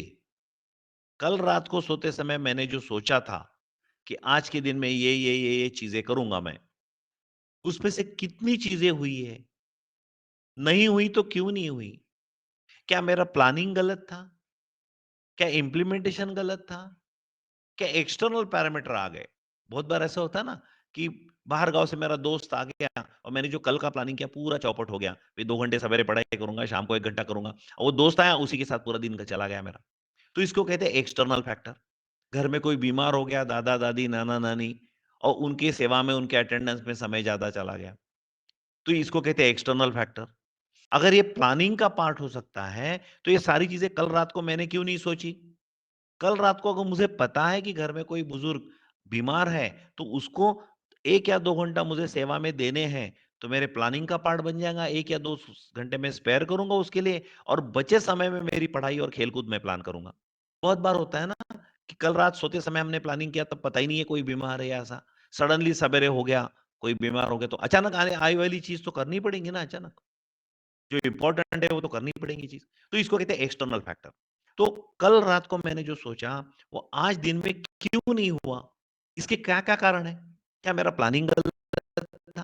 क्या इम्प्लीमेंटेशन के समय मुझे आलस आया या याद नहीं रहा? इम्प्लीमेंटेशन गलत था? क्या एक्सटर्नल फैक्टर आया? एक्सटर्नल फैक्टर हम प्रेडिक्ट नहीं कर सकते ना, वो तो 11th आवर पे आता है, इसी तो उसको एक्सटर्नल कहते हैं ना। जो प्रेडिक्ट कर सकते हैं उसको तो हम डिस्काउंटिंग करेंगे, प्लानिंग में उसको प्रोवाइड करेंगे। फिर भी अननोन एक्सटर्नल फैक्टर के लिए कुछ एक 10% 15% समय का बफर रखना चाहिए, कुशन। 1-2 घंटे स्पेयर रखना चाहिए कि भई जो मैंने प्लान नहीं किया वो अगर चीज़ आ गई तो करने के लिए, बचे समय को प्लान करना है। फिर प्लान के हिसाब से मैंने अगर इम्प्लीमेंट नहीं किया, तो नेचुरली आपको सेल्फ डिसिप्लिन लाना ज़रूरी है, कि मैं सोचता हूँ कल रात को एक चीज़ करना है मुझे, और मैं खुद ही नहीं करता हूँ आज उसको, ऐसे से कैसे होगा? मैं जो प्लानिंग कर रहा हूँ, इम्प्लीमेंट की ज़िम्मा भी मेरा ही है। तो कहाँ प्लानिंग में कहीं गलत हुआ है क्या? जहाँ 2 घंटे लगते मैंने प्लान करते समय 1 ही घंटा उसको दिया, तो प्लानिंग की एरर हो गई है। कहाँ इम्प्लीमेंटेशन में गड़बड़ होगी क्या? मैंने आलस किया, या मेरा मूड नहीं था, या मैंने प्रोफेशनली हैंडल नहीं किया, तो ये इम्प्लीमेंटेशन की गलती हो गई, या तो फिर एक्सटर्नल फैक्टर कोई हो। तो आज रात को सोते समय हमने पूरा ब्यौरा लेना चाहिए कि आज दिन भर में क्या हुआ, उसमें से कल रात को सोते समय जो हमने प्लान किया था उसके हिसाब से हुआ कि नहीं हुआ? नहीं हुआ, तो क्या करेक्टिव एक्शन हम कल के लिए ले सकते हैं, टुमारो के लिए ले सकते हैं। तो कल का planning, tomorrow's planning we have to once again reset based on today's experience. कल प्लान करो, वो लिख लो डायरी में। 5 लाइन डायरी में बच्चे ने लिखना चाहिए कि कल मैंने जो सोचा था उसमें से क्या-क्या आज मैं कर पाया। So how was the execution of the day, और 5 लाइन उसने डायरी में ऐसी लिखनी चाहिए, what I intend to do tomorrow. तो ये 8 से 10 लाइन रात को सोते समय लिखना 5 मिनट में, ये संभव है। लेकिन बच्चे नहीं लिखेंगे, उनको 4 बार बोलना पड़ेगा। Have a professional habit of daily routine. आप लिखो, प्लान करो, आपकी जिंदगी है, आप ऐसे ही जाने दोगे तो ऐसे ही चले जाएंगी। 1 दिन जाएगा, 2 दिन जाएगा, 1 हफ्ता, 1 महीना, 1 साल, 15 साल, 20 साल, और उम्र के 70वें साल में आ जाएंगे पड़ाव में और पता चला I should have done like this. ये बाद में पछताने से क्या होगा? जब भविष्य आ रहा है सामने, वर्तमान और भविष्य आपके हाथ में है। वो भूतकाल में चला जाने के बाद पछताने से फायदा नहीं है। तो वर्तमान और भविष्य, भूतकाल में जाने के पहले कंट्रोल करना जरूरी है, मॉनिटर करना जरूरी है। So professional daily routine is to be monitored through diary. Counselling for career planning, भाई करियर में क्या करना चाहिए? बहुत कुछ खेलकूद किया, तो ये ध्यान रखना चाहिए बच्चे ने, क्या मेरा खेलकूद में करियर बनने वाला है क्या? अगर बनने वाला है तो आई शुड फोकस। लेकिन अगर नहीं बनने वाला, तो मेरे लिए तो एक्स्ट्रा ही हो गया वो। तो उसको एक्स्ट्रा करिकुलर जैसे ही महत्व देना चाहिए, उसको मेन करियर की स्ट्रीम करके महत्व नहीं देना चाहिए। नाटक में काम करना मुझे अच्छा लगता है, सिंगिंग अच्छा लगता है, डांसिंग अच्छा लगता है, करिए ना, मनोरंजन के लिए करिए, कोई इश्यू नहीं है। लेकिन उसका करियर बनेगा क्या, ये एक्चुअली असेस करना जरूरी है। उसका अगर करियर बन सकता और आपकी बनाने की इच्छा है और क्षमता है, तो उसका अच्छी तरह से प्लानिंग करके उसके ऊपर ज्यादा नंबर ऑफ आवर्स डालना जरूरी है। आप जो भी करियर करना चाहते हैं, उसके ऊपर नंबर ऑफ आवर्स डालना जरूरी है। काफी बच्चे ग्रेजुएशन के बाद एमबीए करना चाहते हैं। एमबीए में क्या होता है, अचानक कंपनीज कहती है कि हमें स्मार्ट बच्चे चाहिए, हमें ऐसे बच्चे चाहिए जिनका इंटरपर्सनल स्किल अच्छा है, सब्जेक्ट का नॉलेज थोड़ा कम रहा तो चलेगा, लेकिन वो ज्यादा लोगों से बातचीत कर सकता है, ज्यादा लोगों को प्रभावित कर सकता है। हमें इन्फ्लुएंसिंग यानी प्रभावी व्यक्तिमत्व चाहिए। अब होता क्या है, व्यक्तिमत्व प्रभावी से एक दिन में नहीं होता है। वो बच्चा 10 चीजों में जब पार्टिसिपेट करेगा, स्पोर्ट्स में पार्टिसिपेट करेगा, कल्चरल में करेगा, डिबेट में करेगा, क्विज में करेगा, इंटरेक्शन में करेगा, क्लास में हाथ ऊपर करके बार बार इनिशिएटिव लेगा, तभी तो उसका इंटरपर्सनल स्किल बढ़ेगा ना। तो ये सारी चीजें उसने प्लान करना जरूरी है कि चलो भाई मेरे को ग्रेजुएशन के बाद एमबीए करना है और मैनेजमेंट में करियर करना है, या मुझे स्पोर्ट्स में करना है, या मुझे पॉलिटिक्स में करना है, ये सारी चीजें एडमिनिस्ट्रेशन में जाना है, यूपीएससी में जाना है, ये सारी चीजें में लोगों पे प्रभाव डालना इंपॉर्टेंट होता है। तो नेचुरली आपका इंटरपर्सनल स्किल हाई लेवल का होना। अगर आपको आईटी सेक्टर में काम करना है, या फाइनेंस में काम करना है, या ऐसी चीज में काम करना है जहां आप अकेले काम कर रहे हैं, बाकी लोगों से कोई संबंध नहीं, आप आपका कंप्यूटर, आप अकेले काम करो, और उसमें अगर आप एक्सेल करते तो बढ़िया करियर बनेगा, जिसको हम कहते हैं अंतर्मुख करियर, इंट्रोवर्ट करियर। तो आपने पर्सनालिटी को एक्सट्रोवर्ट नहीं बनाया तो चलेगा, क्योंकि आप करियर इंट्रोवर्ट करना चाहते हैं। लेकिन अगर आप एक्सट्रोवर्ट करियर की चर्चा कर रहे हैं, या बात कर रहे हैं, या अपेक्षा कर रहे हैं, एस्पायर कर रहे हैं, तो आपको अपनी पर्सनालिटी एक्सट्रोवर्ट बनाना जरूरी है। और यही है 3-4 साल ग्रेजुएशन के। और इसका कोई पीरियड नहीं होता है, किसी कॉलेज में इंटरपर्सनल स्किल का पीरियड नहीं होता है, किसी कॉलेज में पर्सनालिटी बहिर्मुख बनाने के लिए, प्रयास करने के लिए मॉनिटर्ड पीरियड नहीं होता है। प्लेटफॉर्म्स तो अनेक होते हैं, बट बच्चों को खुद होके वो प्लेटफॉर्म का लाभ लेना पड़ता है। अभी 26 जनवरी और 15 अगस्त हर कॉलेज में होता है। हर कॉलेज में 1,500-2,000 बच्चे होते हैं। उसमें से 2-3 बच्चों को मौका मिलता है प्रोग्राम का कंपेयरिंग करने का, चीफ गेस्ट का इंट्रोडक्शन करने का, वोट ऑफ थैंक देने का। ये मौका कहीं न कहीं, कभी न कभी बच्चे ने हासिल करना चाहिए। ऐसे अलग-अलग ऑकेजन में ये चीज़ को कैलेमिटी ना समझते हुए, ऐसी चीज को अपॉर्चुनिटी अगर बच्चा समझता है, तो उसका इंटरपर्सनल स्किल बढ़ सकता है। इसलिए बच्चों को करियर प्लानिंग के लिए अच्छी तरह से काउंसलिंग करना जरूरी है। एम्प्लॉयबिलिटी एनहांसमेंट के लिए उनके एफर्ट्स ड्यूरिंग ग्रेजुएशन होना चाहिए, ये इंश्योर करना चाहिए। बहुत बार बच्चे सोचते कि बी मतलब ग्रेजुएशन के बाद मैं ये करूंगा वो करूंगा। अरे भाई, आप वो जो करने वाले हैं उसके लिए अपने आप को तैयार तो करो। ये तैयार तो ग्रेजुएशन के समय 3-4 साल में ही करना है आपको। और इसका कॉलेज की तरफ से कोई टाइम टेबल नहीं लगेगा, कॉलेज की तरफ से कोई कंपल्शन नहीं रहेगा। कॉलेज तो प्लेटफॉर्म प्रोवाइड करेगा। कॉलेज की वॉलीबॉल की टीम होंगी, फुटबॉल की टीम होंगी, कल्चरल की टीम होंगी, सिंगिंग का ऑर्केस्ट्रा होगा। वहाँ जाना है, पार्टिसिपेट करना है, कंपटीशन कॉम्पिटिटिव लेवल पे अपनी क्षमता बता के वहाँ सहभाग लेना है, ये तो बच्चे को ही करना पड़ेगा ना।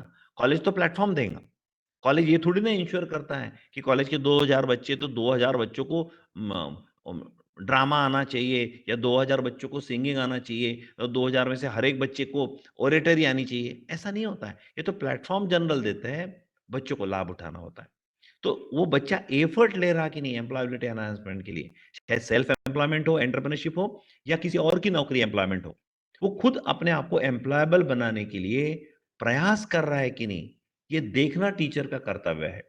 प्रयास तो बच्चे को करना है, टीचर उसमें हार्डली कुछ रोल कर सकता है, लेकिन मॉनिटर कर सकता है। Inculcating perseverance and competitiveness. कई बच्चे मैंने देखे हैं, कंपटीशन जैसे टफ बनते जाती है ना, वो छोड़ देता है, बोले मेरे से नहीं बनने वाला। मतलब वो जिद करके, दृढ़ निश्चय करके उस चीज के पीछे नहीं लगते, उनकी जिद कम पड़ती है। अगर जिद कम रही तो जिंदगी भर में प्रोफेशनल सक्सेस मिलाना बहुत डिफिकल्ट है। तो ये एक्स्ट्रा करिकुलर एक्टिविटी के दरमियान उनको हमको परसीवरेंस, जिसको जिद करना एक चीज के पीछे, और कॉम्पिटिटिवनेस, स्पर्धात्मक भाव और क्षमता उनकी बढ़ाना है। उनका स्पोर्ट्समैनशिप स्पिरिट बढ़ाना है। इसका कोई पीरियड नहीं होता, सब्जेक्ट नहीं होता, टाइम टेबल नहीं होता, परीक्षा नहीं होती, लेकिन ये सारे गुण बच्चों में आना जरूरी है। अगर ऐसा है तो इसमें टीचर को कुछ ना कुछ तो रोल निभाना पड़ेगा। टीचर अपने आप को सीमित नहीं रख सकता है। मैं यहाँ फिजिक्स का टीचर हूँ, मैं फिजिक्स का सिलेबस पढ़ाता हूँ, मैं बेस्ट पढ़ाता हूँ, मेरे बच्चों को अच्छे मार्क्स मिलते फिजिक्स में, हो गया। फिजिक्स तक आपका रोल सीमित नहीं है। फिजिक्स तो आपको एक्टिवली क्लास में पढ़ाना है, लेकिन बच्चों की ओवरऑल पर्सनालिटी डेवलपमेंट हो, इस प्रकार से फैसिलिटेशन करना, उद्युक्त करना, एनकरेज करना, मोटिवेट करना, ये जरूरी है। मॉनिटर करना जरूरी है। पीरियड वाइज हफ्ते में 16 पीरियड, 18 पीरियड, 20 पीरियड जो भी लोड है, उसके हिसाब से आप फिजिक्स पढ़ाओ। आप फिजिक्स के टीचर है, you are employed for that, वो तो करना ही है।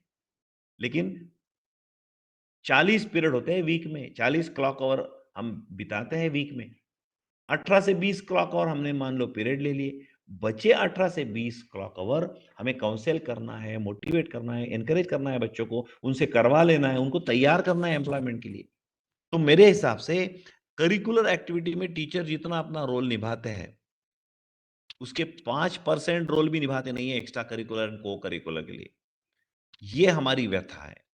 अगर हर टीचर किसी भी सब्जेक्ट का हो, स्पेशलाइज हो, बच्चों के काउंसलिंग में अगर उन्हें ध्यान दिया, बच्चों में अच्छे गुणों का निर्माण हो ऐसा ध्यान दिया, जैसे परसिवरेंस, जिद, ये अच्छा गुण है।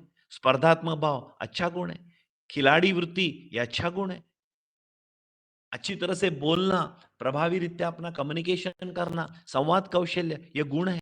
ये सारे गुण बच्चों में आने के लिए टीचर ने अपने आप का कोई ना कोई तो रोल ढूंढना चाहिए। तो चलिए हम स्टूडेंट प्रॉब्लम रिलेटेड विद को curricular and extra curricular activities, क्या क्या प्रॉब्लम हमने स्टूडेंट के देखे। बहुत सारे प्रॉब्लम स्टूडेंट के हमने देखे, लेकिन उसमें हम क्या कर सकते हैं। एक प्रॉब्लम उनका होता है overlap of schedule with curricular activity, वो सॉर्ट आउट करना है, उनको परमिशन देना है अटेंड करने के लिए। उस पीरियड में जो मिस करेंगे वो हम बाद में समझा देना है। उनकी पैटिंग करना है, शाबाशी देना है, ड्यू क्रेडिट देना है, उनको एनकरेज करना है हर चीज के लिए।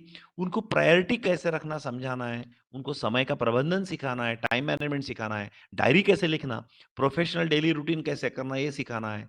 करियर प्लानिंग के बारे में सजग करना है उनको, और उनकी मानसिकता और क्षमता देख के अच्छे करियर की तरफ उनको गाइड करना है। उनका काउंसलिंग करना है, उनकी एम्प्लॉयबिलिटी बढ़े, इस प्रकार के सारे गुण उनमें आए, इस प्रकार से उनको उद्युक्त करना है। देखिए, सारे गुण एक टीचर तो ला नहीं सकता है। टीचर स्वयं वो गुण टीचर में होते हैं, कभी नहीं होते हैं। तो जरूरी थोड़ी है कि भाई पब्लिक स्पीकिंग अच्छा होना चाहिए, बोलना है टीचर ने, स्टूडेंट को बताना है भाई पब्लिक स्पीकिंग अच्छा होना चाहिए। ऐसा बोलने के लिए टीचर खुद अच्छा पब्लिक स्पीकर हो तो बहुत बढ़िया, लेकिन अच्छा पब्लिक स्पीकर नहीं है तो इसका मतलब ये नहीं कि वो गुण बच्चों में आने के लिए टीचर ने प्रयास नहीं करने चाहिए। जैसे माता पिता होते हैं ना, उनका थोड़ी ना मैथमेटिक्स अच्छा होता है, लेकिन बच्चे को तो बोलते हैं ना वो मैथ्स में 12वीं में अच्छे मार्क्स मिलने चाहिए। उनका खुद का मैथमेटिक्स अगर है तो खुद उसकी डिफिकल्टी सॉल्व करेंगे, उसको सपोर्ट करेंगे। लेकिन नहीं है तो ये तो नहीं कहेंगे भाई बच्चा मेरे को मैथ्स नहीं आता तो तेरे को भी नहीं आना चाहिए। उसका सब तरफ से ध्यान रखना चाहिए। स्टूडेंट के कुछ अलग प्रकार के पर्सनल प्रॉब्लम्स भी होते हैं। स्टूडेंट के पर्सनल प्रॉब्लम्स भी होते हैं। जैसे कि देखिए, अभी मैंने कहा कि करिकुलर रिलेटेड प्रॉब्लम्स होते हैं, को करिकुलर रिलेटेड प्रॉब्लम्स होते हैं, एक्स्ट्रा करिकुलर रिलेटेड प्रॉब्लम्स होते हैं। स्टूडेंट के कुछ पर्सनल प्रॉब्लम भी होते हैं, जैसे कि हेल्थ मैनेजमेंट। काफ़ी स्टूडेंट अपनी मेंटल हेल्थ और बहुत बार फिजिकल फिटनेस भी संभाल नहीं पाते। एग्ज़ाम का समय आया, बुखार आने लगता है, वो बहुत वीक हो जाता है। पढ़ाई ज़्यादा घंटे करनी है, तो उनकी क्षमता नहीं है उतने पढ़ाई करने की। इस प्रकार से उनको तकलीफ होती है। शुरू में बच्चे जब आते हैं कॉलेज में, तो काफ़ी बार उनको होम सिकनेस होता है, घर की याद आती है।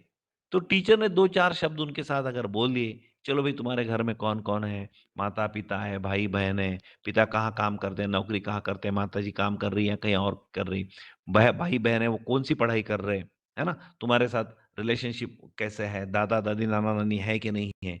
ये सारी चीज़ें आपको समझाना, अगर बात करते हैं उनसे ये सारी चीज़ें, तो उनका थोड़ा-सा होम सिकनेस हट जाता है। होम सिकनेस भी बच्चों का एक प्रॉब्लम होता है। Adjusting in hostel life is another problem. Many students are not able to adjust in the hostel life. उनको अकेलापन महसूस होता है।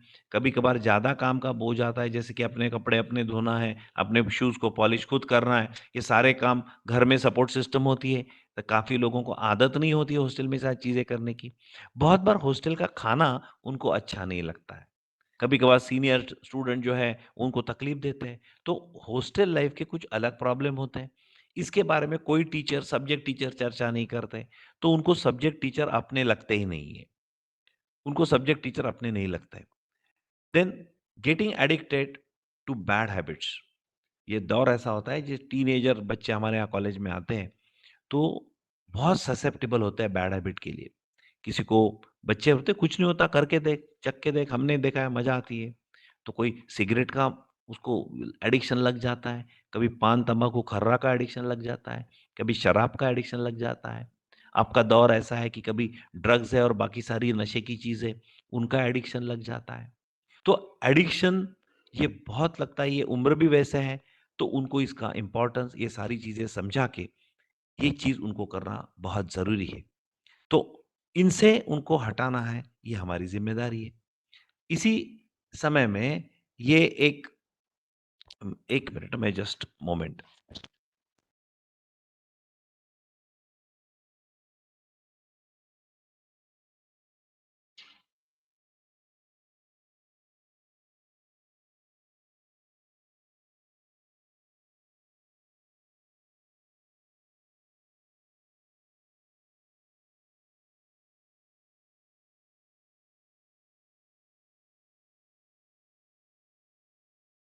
हेलो।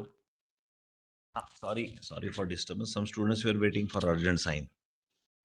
तो ये सारी चीज़ें हमको करना है, बैड हैबिट से उनको थोड़ा-सा बच के रहने के लिए प्रवृत्त करना है, कुछ गाइडेंस देना है।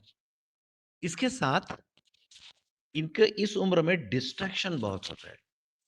डिस्ट्रैक्शन का मतलब ऐसा होता है कि सारे यंग बॉयज़ एंड गर्ल्स हैं, एक-दूसरे के प्रति अट्रैक्शन होता है और ये चक्कर में वन साइडेड लव भी हो जाता है।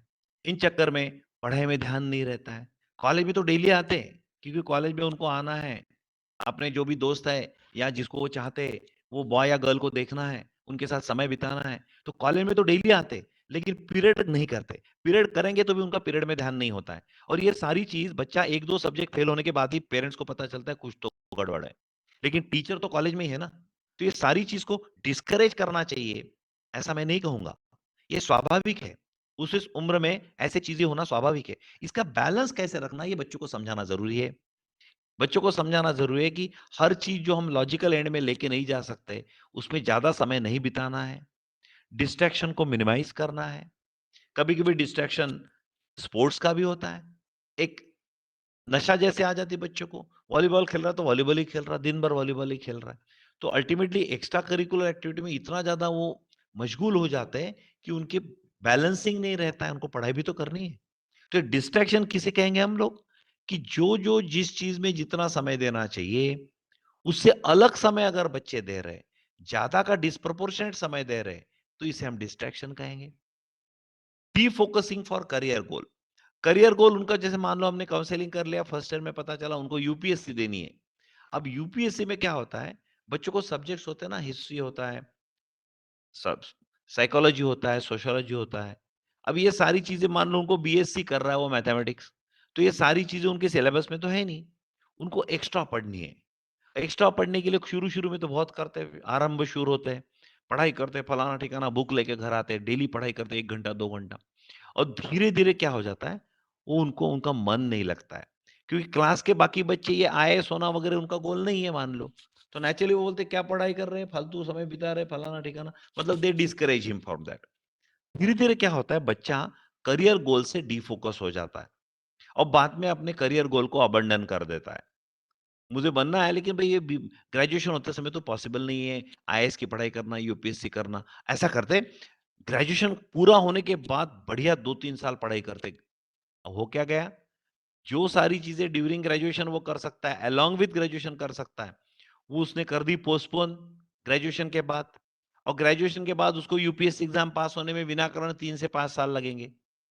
कि अगर ग्रेजुएशन के दरमियान थोड़ी पढ़ाई कर लेता है वो, तो ग्रेजुएशन के बाद 1 या 2 साल में यूपीएससी एग्ज़ाम पास हो सकता है वो। लेकिन वो डिफोकस हो जाता है करियर गोल से, उसको पोस्टपोन कर देता है, हटा देता है। बहुत बार अपने साथ बच्चे जो बैठे हैं, उनकी तरफ देख के वो करियर गोल रखता है, नहीं तो नहीं रखता है।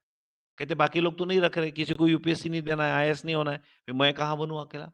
बाकी बच्चे कहते उसे, "तू पागल हो गया क्या? तेरी औकात है क्या आईएएस बनने की?" डिस्करेज करते, क्योंकि वो खुद नहीं कर रहे हैं ना, तो इसको भी नहीं करने देते। तो इसमें टीचर ने डिफरेंशिएट करना ज़रूरी है। कुछ लोगों की क्षमता हो सकती है यूपीएससी देने की, सभी की नहीं होती है। तो कुछ लोगों को तो पढ़ाई करनी है ना। अगर वो सभी के साथ अपना बर्ताव करेंगे तो क्या होगा, सबके साथ अपना भी टॉप करियर कच्चा कर लेंगे।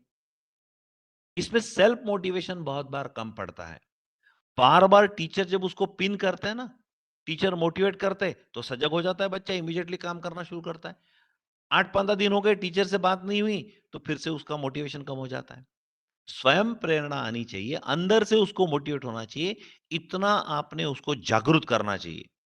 उसको इसके लिए इतना पैशनेट करना चाहिए आपने कि नहीं-नहीं ये तो करियर मुझे करना ही है, मैं करूँगा, मैं करके ही दिखाऊँगा।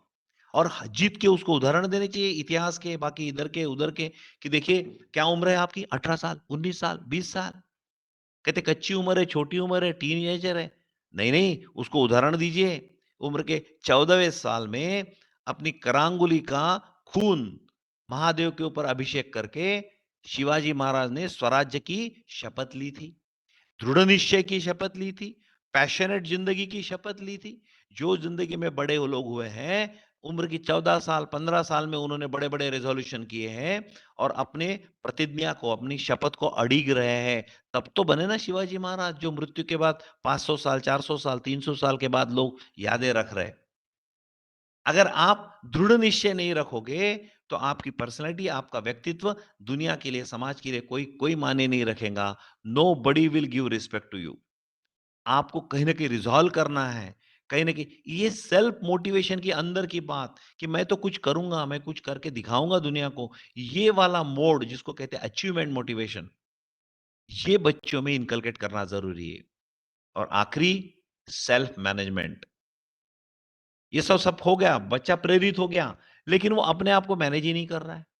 समय बीतते जा रहा है, जो मन में तय किया वो काम हो नहीं रहा। तो उसको सेल्फ मैनेजमेंट में क्या-क्या कंपोनेंट आते हैं? सेल्फ मैनेजमेंट में एक कंपोनेंट आता है कि ट्रेमेंडस resolution about the career goal. उसने एकदम इंटेंस रिज़ॉल्यूशन करना चाहिए, नहीं, मैं ये करके ही दिखाऊँगा, मुझे ये बनना है। मतलब गोल के प्रति अगर वो ट्रेमेंडस इन्वॉल्व्ड है, तो सेल्फ मैनेजमेंट की पहली स्टेप ये है। अगर गोल से वो बहुत ज़्यादा प्रेरित हैं, तब तो होंगी ना बात। कहाँ तक वो स्पून फीड में रहेगा, मॉनिटर्ड रहेगा, पेरेंट कहेंगे तो करेगा, टीचर करेंगे तो कहेगा, वो खुद होके कब करेगा? तो सेल्फ मैनेजमेंट में पहला कंपोनेंट आता है कि अपनी ध्येय से वो प्रेरित होना चाहिए, जबरदस्त प्रेरित होना चाहिए। दूसरा आता है, उसने अच्छी तरह से टाइम मैनेजमेंट करना है। नहीं तो मुंगेरी लाल के हसीन सपने, मन ही मन में रह जाएगा जो भी प्लान किया है वो। तो पहला पैशनेट होना चाहिए उसने करियर गोल के बारे में।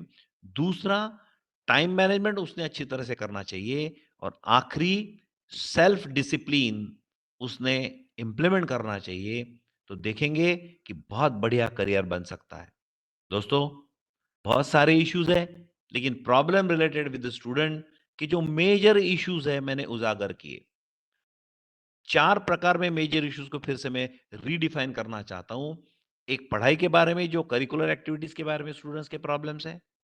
दूसरे, को करिकुलर एक्स्ट्रा करिकुलर, जिसको एक्सपीरियंशियल लर्निंग कहते हैं, खुद हाथों से करके चीजें जो करनी है, इसे को करिकुलर कहते हैं। वो खुद होके करेगा, प्रोजेक्ट करेगा, इंडस्ट्री में जाएगा, इंटर्नशिप करेगा, खुद करके देखेगा, सिलेबस के अलावा परीक्षा में जिसका प्रश्न नहीं पूछते उस वाली चीजें, वो नए स्किल अपने आप को इम्बाइब करेगा, इसको कहते हैं को curricular activities.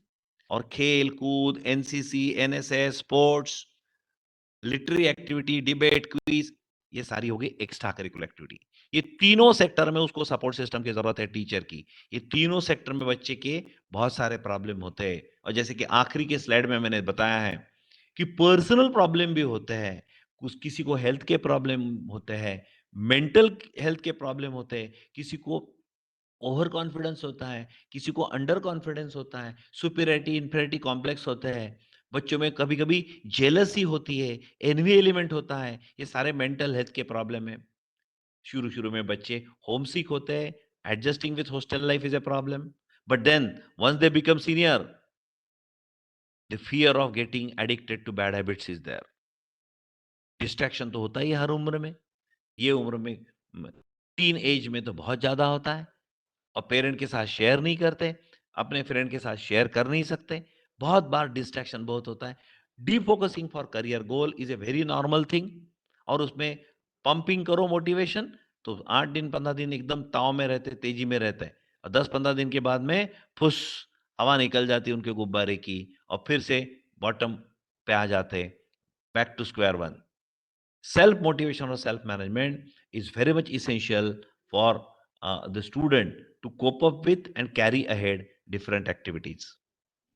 So much can be said, but as I have already promised you and told you, around 20 minutes we'll keep it for discussion. So at least we are going to have 18 to 20 minutes for interaction. So I throw ball in your court and make it open for interaction. You can ask any question to me. Some of you can even give remarks on what I said. There is no question, but you want to say something. Remarks are there. Sometime some of you can share your experiences, because this interaction is very essential for any orientation program, induction program, or the faculty development program. And all the faculty are very good in speaking.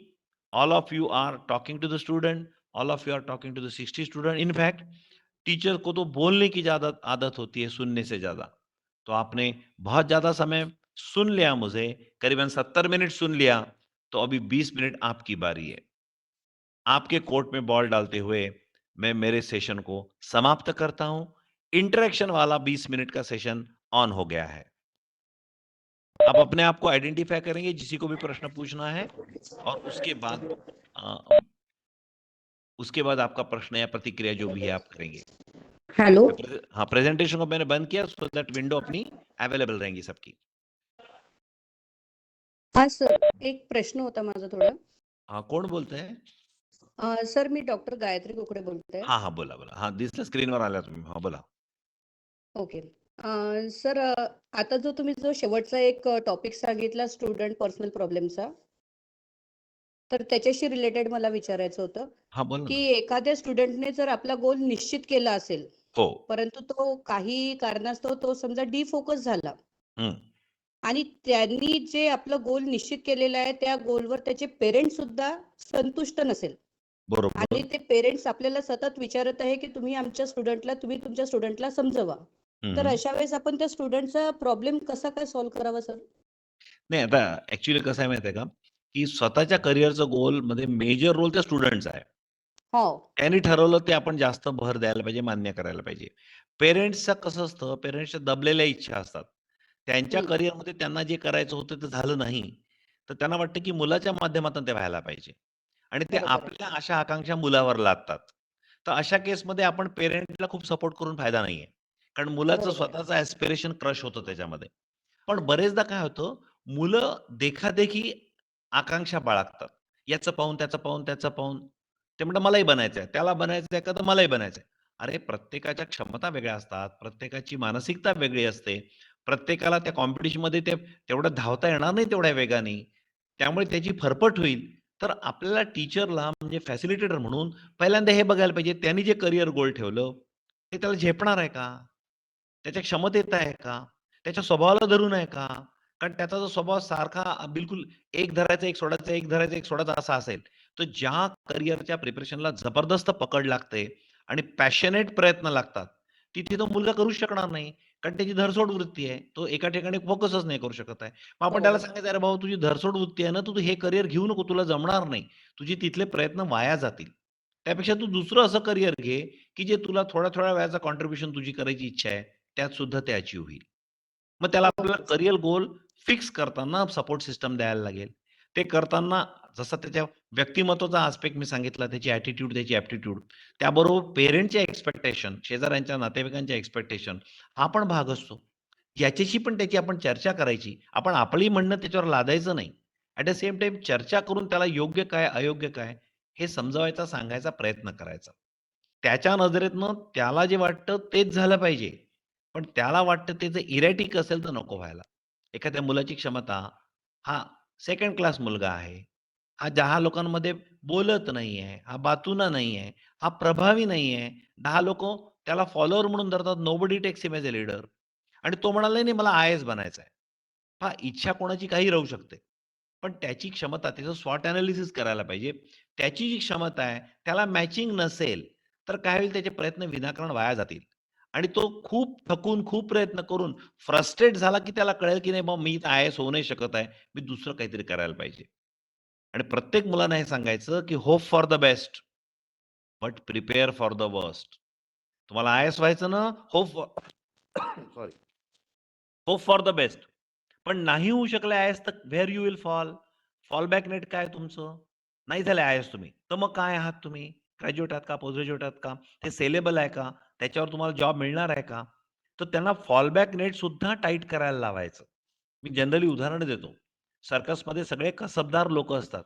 ते पाळण्यावरचे खेळ जे करतात की नाही, त्यांचं कसब पाहायलाच तर आपण ticket काढून बसतो सर्कसमध्ये. पण मला सांगा ते पाळण्यावरचे खेळ कुशलतेने करत असतात. इकडनं पाळणा येतो, तिकडे पळला जातो, जबरदस्त करत असतात. तरी खाली नेट बांधलेलं असतं. नेटवर ते पडावे हे बघायसाठी प्रेक्षक आलेले नसतात. जोकर 4दा नेटवर पडून दाखवतो. कारण जोकरचं नेटवर पडणं ही गंमत आहे. पण जे कुशल लोक आहेत त्यांनी नेटवर पडणं ही गंमत नाहीये. ते फेल्युअर आहे. असं असलं तरी नेट बांधतात. कारण समजा खुदा न खास्ता चुकून तो पडला आणि तो मृत्यू झाला त्याचा, तर मग हा खेळ दाखवायला काही अर्थच राहत नाही ना. त्याला म्हणतात फॉल बॅक नेट. तर आपल्याला तर हवेतला खेळ लोकांना दाखवायचा आहे स्विंगवरचा. आपल्याला नेटवर पडलेलं दाखवायचं नाहीये, दाखवायचं हवेतला आहे. पण आपण तरी देखील फॉल बॅक नेट बांधतो. In case some accident occurs, I should not die. मी उद्याचा खेळ करायला जिवंत तर राहिलो पाहिजे ना.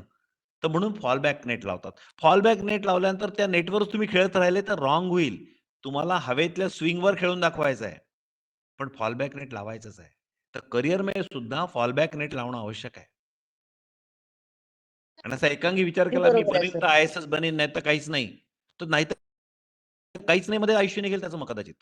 पण आय-ए-एस बनायची इच्छा दुर्दम्य, पण क्षमता नाही. काय करेल तो?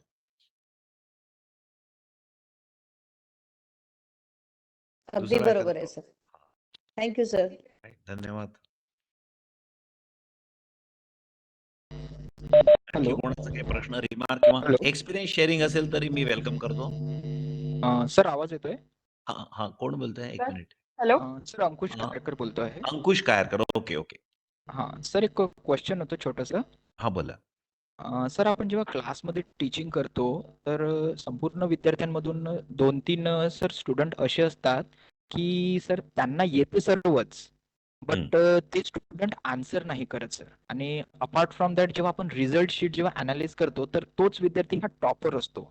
बट ग्रुप डिस्कशन म्हणा किंवा इंटरॅक्शन म्हणा, क्लासमध्ये तो विद्यार्थी सर नेहमी शांत बसला असतो. त्याला बरोबर. आन्सर येत असतं, पण तो बरोबर. शांत असतो सर. आणि करेक्ट. त्याचा इफेक्ट मग सर बाकी क्लासवर पडतो किंवा का बरं? विद्यार्थी इंटरॅक्ट करायला भेटतात सर. तर ही जी मेंटॅलिटी आहे सर त्या विद्यार्थ्याची, या मेंटॅलिटी सोबत सर आपण टॅकल कसं करावं?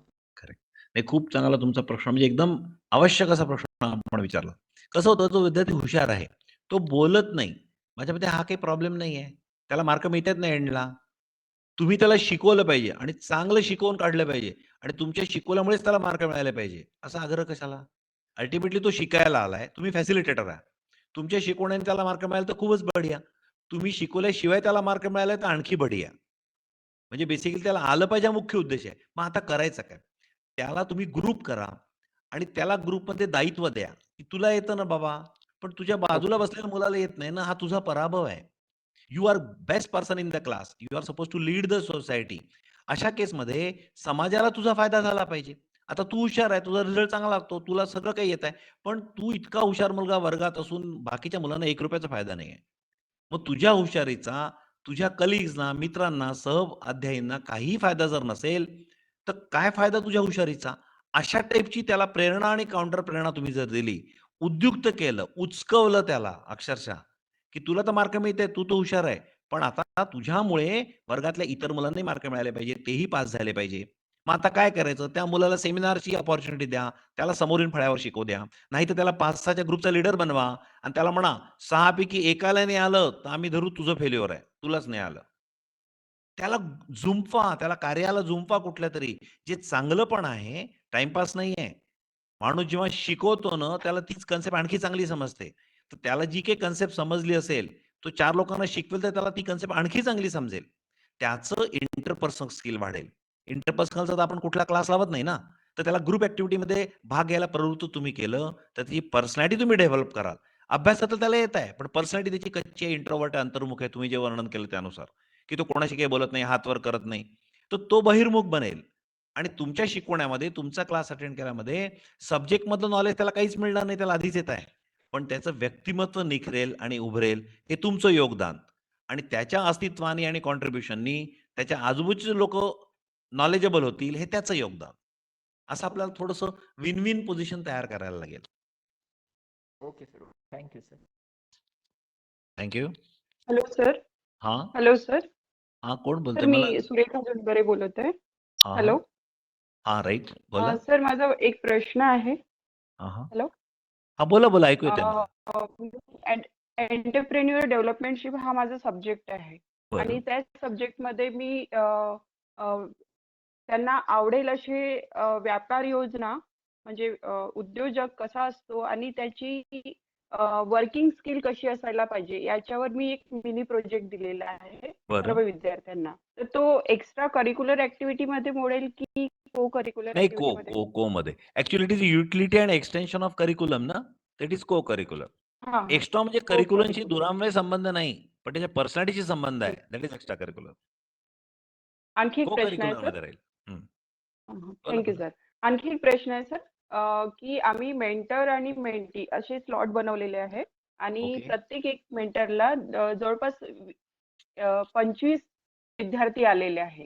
हं, तर हं. ते त्याच्यामध्ये जो मेंटर असतो तो पर्सनली विद्यार्थ्यांना गाईड करून त्याच्या करेक्ट, ज्या पण काही एज्युकेशनल आणि बाकीच्या काही प्रॉब्लेम सॉल्व्ह करत असतो. तर करेक्ट. ते आपल्या याच्यामध्ये ट्युटोरियल मध्ये मोडेल का सर? नाही, आता कसं आहे माहिती आहे का, तुम्ही त्यांना शिकवताय. 2500 लोकांना तुम्ही ॲड्रेस करताय.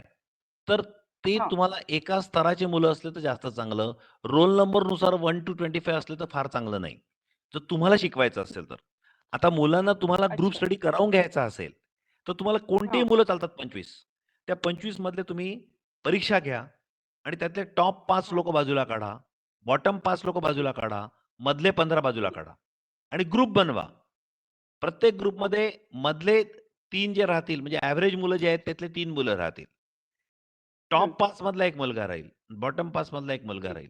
असा हेटेरोजेनस ग्रुप करा आणि त्या टॉप हां. मुलाला टास्क द्या, टार्गेट द्या, की त्यातल्या वीकेस्ट मुलाला सगळं आलं पाहिजे आणि एव्हरेज मुलांना हां. गणितं द्या. टॉप हं. मुलाला तर ऑलरेडी येऊन जाईल ते. कच्च्या मुलाला हं. येणारच नाही आणि एव्हरेज मुलं प्रयत्न करत राहतील. टॉप मुलाला हं. उत्तरदायित्व द्या, की त्यांनी ते सगळ्यात कच्च्या मुलाला ते आलं पाहिजे, ही त्याच्या क्षमतेची त्याची हे पावती मिळाली पाहिजे त्याला. हा असा टास्क हं. द्या तुम्ही. तर मग इन दॅट केस तुमचा तोच 25 चा ट्युटोरियलचा ग्रुप हा ग्रुप स्टडीसाठी कामी येईल. जी. आणि तुम्हाला जर शिकवायचं असेल, टीचर शिकवतोय, तर टीचरला साधारण एका आयक्यूचे मुलं एका ठिकाणी असणं कधीच सोयीचं जातं. त्याला एका स्पीडनी शिकवता येतं. जी. Thank you sir. Hello sir. हां. बोला. Hello, हा कोण बोलतोय? sir. It's me, Amrin Nas. Sir, I just Amreen. want to know Please, that please. why. Yes, yes, sir. Ha. Sir, I want to know that how to avoid unwanted and irrelevant questions in the class by the some students. So, Correct. matlab, sometimes it takes much time and it deviates from the Very true. topic.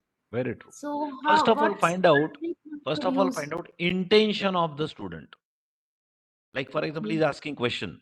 Check whether he's a brilliant student and he's asking question to you in order to check your knowledge, or in order to generate a situation where he's asking question you are unable to answer, and he would like to make he would like to belittle the teacher and thus relatively get upward grade. Suppose that is the intention, it is to be handled differently. Some intention the student genuinely has not understood.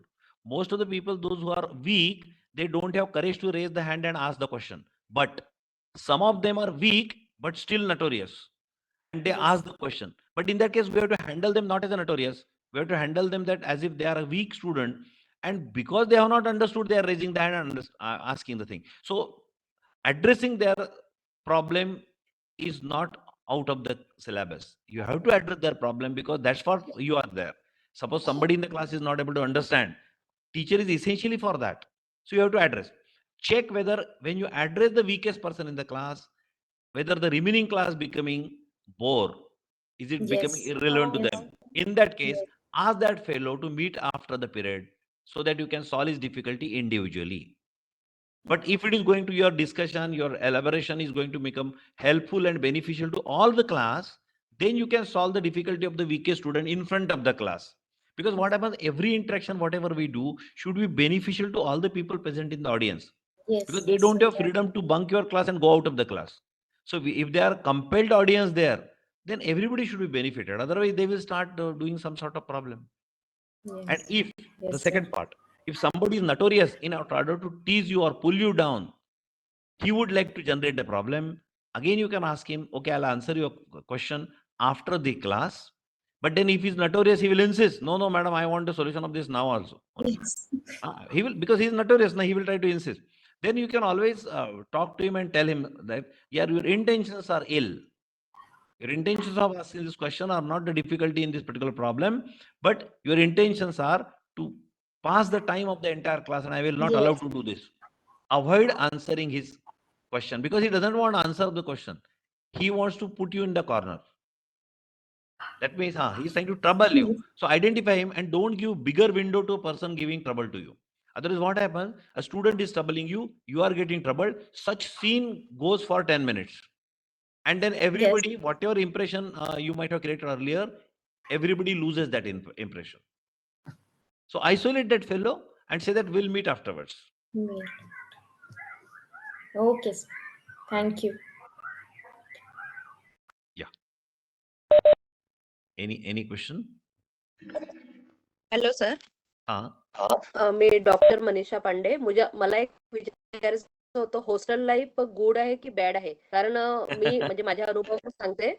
माझा मुलगा अभ्यासात वगैरे खूप हुशार होता, पण जसं circus मध्ये वाघाला जसं म्हटलं तसं छडीच्या इशाऱ्यावर नाचवायला लावतात, त्यांना फ्रीडम नसतं, तसं बिलकुल. हॉस्टेल लाईफ मध्ये होऊन जातं. म्हणजे अभ्यास करणारा मुलगा सुद्धा इरिटेट होऊन जातो त्यांच्या पूर्ण टाइम टेबल नुसार वागायला. तर हे योग्य नाही असं मला वाटतं. त्यांना थोडंसं नाही, फ्रीडम आता पण बघा. देणं खूप आवश्यक आहे. आता बघा, तुम्ही हॉस्टेल लाईफ म्हणता त्याला मी ऍग्री नाही करत. माझं काय म्हणणं आहे, मुलांना कंपल्सरी करा. हॉस्टेलनी करो का घरच्या पेरेंटनी करो, त्याच्या मनाविरुद्ध त्याला कंपल्सरी रगडत जाणं आणि त्याला जेल बनवणं आयुष्य त्याचं, ही सिस्टमच रॉंग आहे. म्हणजे नवीन जेव्हा तरुण असतात मुलं, टीनेजर असतात, त्यांचं पर्सनॅलिटी बिल्ड होते. अशा बिल्ड पर्सनॅलिटी होत असताना सपरेशन इज ऑलवेज रॉंग. आता तुम्ही एक उदाहरण सांगताय की हॉस्टेलमध्ये होणारं सपरेशन. तर मला काय वाटतं माहिती आहे का, हॉस्टेलमध्ये सपरेशन हो का अगदी अत्यंत प्रेमाच्या आईवडिलांकडनं सपरेशन हो, सपरेशन हे सपरेशन आहे आणि that is not desirable. At the same time त्याला त्याच्या ऊर्जा आणि त्याच्या सगळ्या ऍक्टिव्हिटी चॅनलाइज करणं ही गरज आहे. नाहीतर तो बिखरून जाईल ना, तो इकडे तिकडे चालला जाईल, त्याला वाईट सवय लागतील, त्याला फोकस होणार नाही, तो प्रोफेशनल होणार नाही. म्हणून त्याला चॅनलाइज करणं आवश्यक आहे, पालकांनी सुद्धा आणि हॉस्टेलनी सुद्धा. का हॉस्टेलमुळे तो चॅनलाइज होत असेल तर तुम्हाला एक वाईट वाटून घ्यायचं गरज नाहीये. हॉस्टेलमध्ये 2 भाग आहेत. एक वॉर्डन, शिक्षक किंवा हे लोक शिस्त लावून त्याला चॅनलाइज करतात. त्यांचं इंटेन्शन येईल नसतं. सिनियर स्टुडंट जे रॅगिंग घेतात त्यांचं इंटेन्शन येईल असतं, त्या मुलाला घडवावं त्याचं इंटेन्शन नसतं. त्या मुलाला काहीतरी इन्स्ट्रक्शन करून रॅगिंग करून आपण मजा घ्यावी असं असतं. तर ते मजा घ्यायसाठी मुलाला एक वस्तू म्हणून वापरतात. ते खूप फ्रस्ट्रेटिंग आहे. मुलाचा कॉन्फिडन्स खूप लूज होऊ शकतो त्या प्रकरणामध्ये. त्यामुळे हॉस्टेलमध्ये होणारा त्रास हा जर सिनियर विद्यार्थ्यांकडून असेल तर त्याला रॅगिंग या सदराखाली वेगळ्या पद्धतीने ट्रीट करण्याची गरज आहे. हॉस्टेलमध्ये होणारा त्रास हा वॉर्डन किंवा शिक्षक किंवा तिथल्या ॲडमिनिस्ट्रेटर तर्फे खूप जास्त कडक शिस्त या स्वरूपात असेल तर त्यांच्याशी जाऊन बोलून तुम्हाला ठरवायला लागेल की बुवा हे कशा पद्धतीने करायला लागेल. कारण कडक शिस्तीच्या नावाखाली खूप सप्रेशन असेल ना तर मुलं एक तर बगावत करतात, नाहीतर त्यांचं व्यक्तित्व फार क्रश होऊन जातं. कॉन्फिडन्सच राहत नाही. ते स्वतःबद्दल काहीच कॉन्फिडेंटली बोलू नाही शकत. Either they are crushed or they become रिबेलियंट.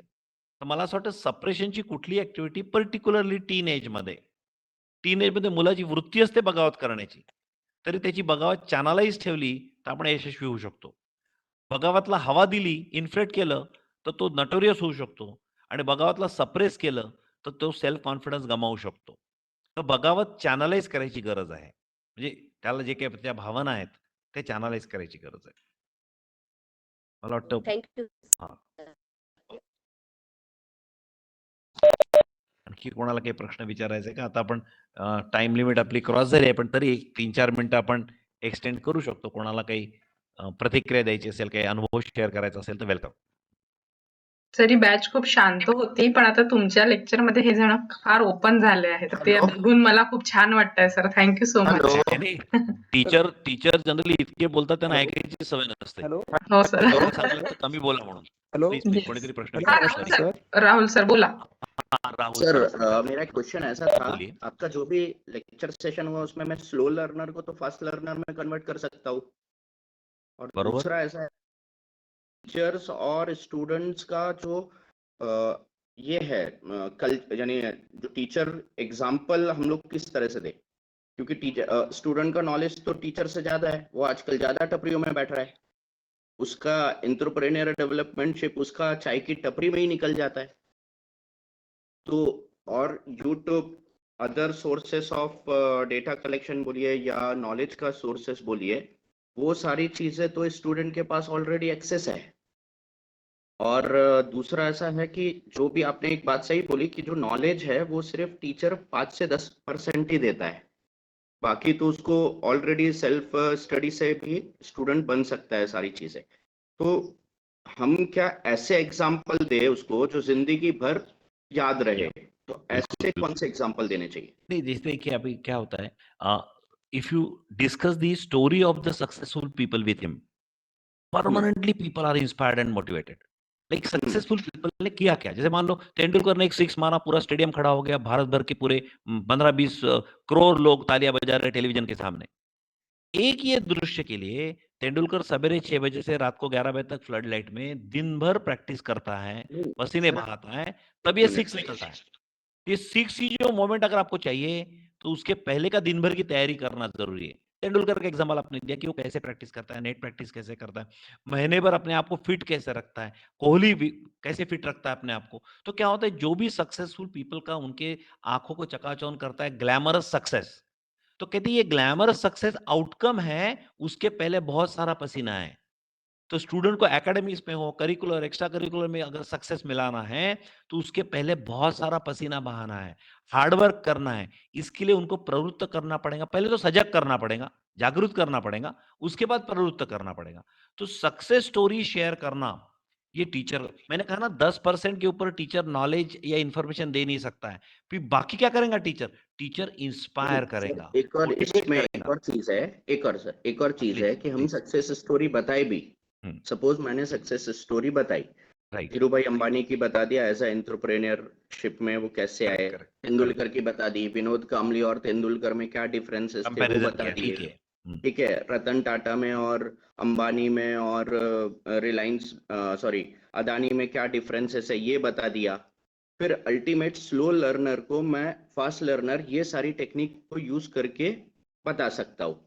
लेकिन जो डेली लाइफ के एग्जाम्पल है, डेली जो उसके इन सिनेरियो में घूमते हैं, लाइक हर एक जो मेरा साइकोलॉजिकल एस्पेक्ट से मैं बात करूंगा कि एक एज ऐसा होता है कि बच्चे की गर्लफ्रेंड होना स्वाभाविक है, यानी थोड़ा ये बोल रहा हूँ लेकिन ये स्वभाव है, उसका अफेयर होना स्वभाव है।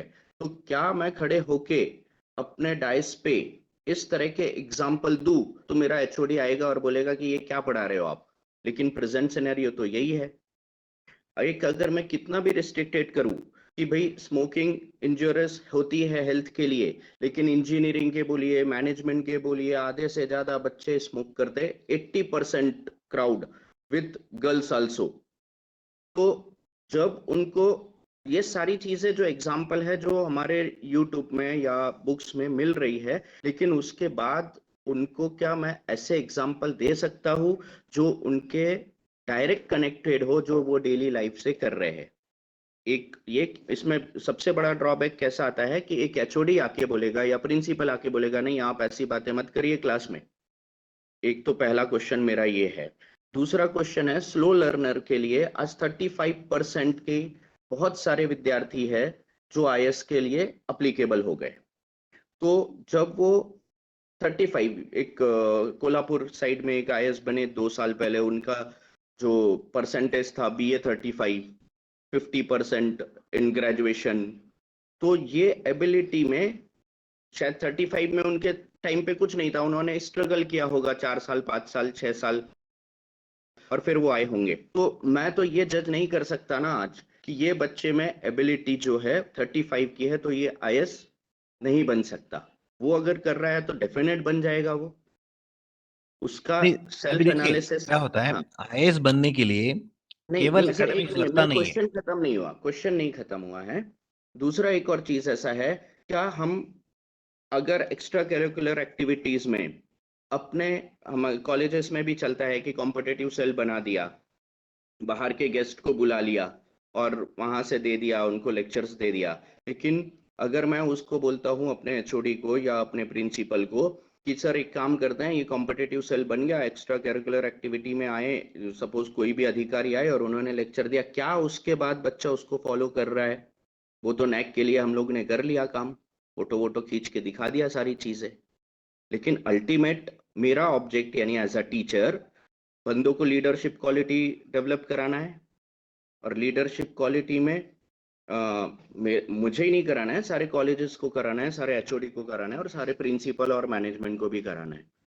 तो ये सारी चीजें जो एक टीचर को फेस करनी पड़ती है कि वो क्या कॉलेज में इस तरह के एग्जाम्पल दे सकता है जो बच्चा डेली लाइफ में जा रहा है, क्या जो प्रोग्राम कॉलेजेस में हो रहे हैं उस कॉलेजेस के रिकॉर्ड अगर कर रहा है तो मैं किस तरह से मैनेजमेंट को कन्विंस कराऊं, किस तरह से प्रिंसिपल को कन्विंस कराऊं। एक तो ये चीज हो गया, क्योंकि आजकल माने नहीं माने सारे लोगों को फोटोग्राफ, जियोटैग और नैक कमेटी ऑटोनॉमस, यही सारी चीजें है। और लास्ट में एक आपने बोला स्टूडेंट के लिए एनसीसी है, एनएसएस है। एनसीसी का अलग अलग मार्क्स हैं, 10 मार्क्स हैं, इंसेंटिव मार्क्स जो नागपुर यूनिवर्सिटी के इसमें ऐड होते हैं। देन आफ्टर एनएसएस के 10 मार्क्स हैं। अगर नेशनल वो करता है, आरडीसी जाता है, एनएससी कैंप में जाता है, नेशनल एनएसएस का कैंप करता है तो उसको 25 मार्क्स हैं।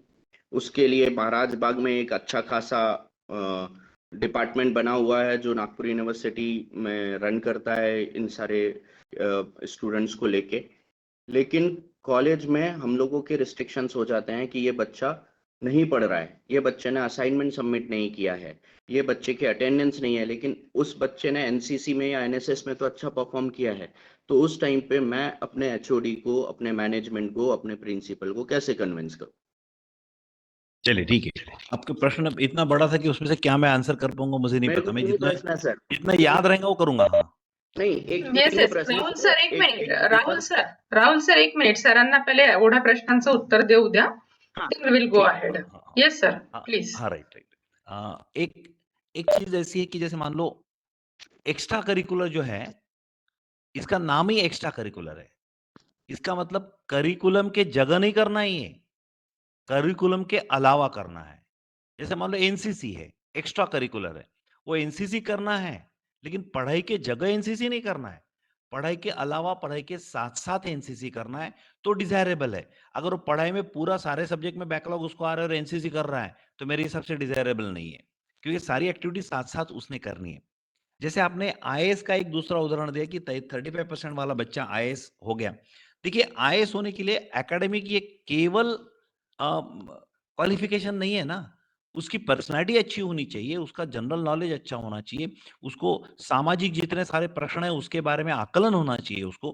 तो उसकी पर्सनैलिटी जब तक बहिर्मुख नहीं होती, मान लो एखादे 90% का बच्चा है और अंतर्मुख है, तो शायद वो सिलेक्ट ना हो आईएएस करके। लेकिन एक आधा मान लो जैसे आपने उदाहरण ही दिया था कोल्हापुर का कोई कि 35% का है या 40% का है, लेकिन उसकी बहिर्मुख पर्सनैलिटी है, उसको सारे सामाजिक प्रश्नों का ज्ञान है, वो कॉन्फिडेंटली डिफेंड कर सकता है आईएएस का इंटरव्यू। आईएएस की परीक्षा में रिटन एग्जाम में भी उसको काफी बहुत जनरल नॉलेज है उसको, जो परीक्षा में प्रश्न पूछते आ सकता है। तो एकेडमिक्स में उसको 35% मिले या 85, इससे कोई मतलब नहीं है ना, क्योंकि ये एक ही पैरामीटर से आईएएस डिसाइड ही नहीं होता है ना। सवाल ये है कि अगर उसको आईएएस होना है तो यहाँ वो 70-80% मार्क्स भी तो मिला सकता है। जरूरी थोड़ी है कि आईएएस बनना तो 35 ही मिलाऊंगा यहाँ। अल्टीमेटली कैसा है, wherever he can excel he has to excel. And IAS बनने के लिए उसको ओवरऑल पर्सनैलिटी पे ज्यादा फोकस करना पड़ेगा। एकेडमिक्स में 80% की जगह 70 हुए तो भी चलेगा, मतलब हल्का सा कॉम्प्रोमाइज एकेडमिक्स में करता है वो तो चलेगा, लेकिन एकेडमिक्स में एकदम 35% लाने की जरूरत नहीं है। A person with a good intellect can always get 60-70% just like that. I mean, without much focusing on that.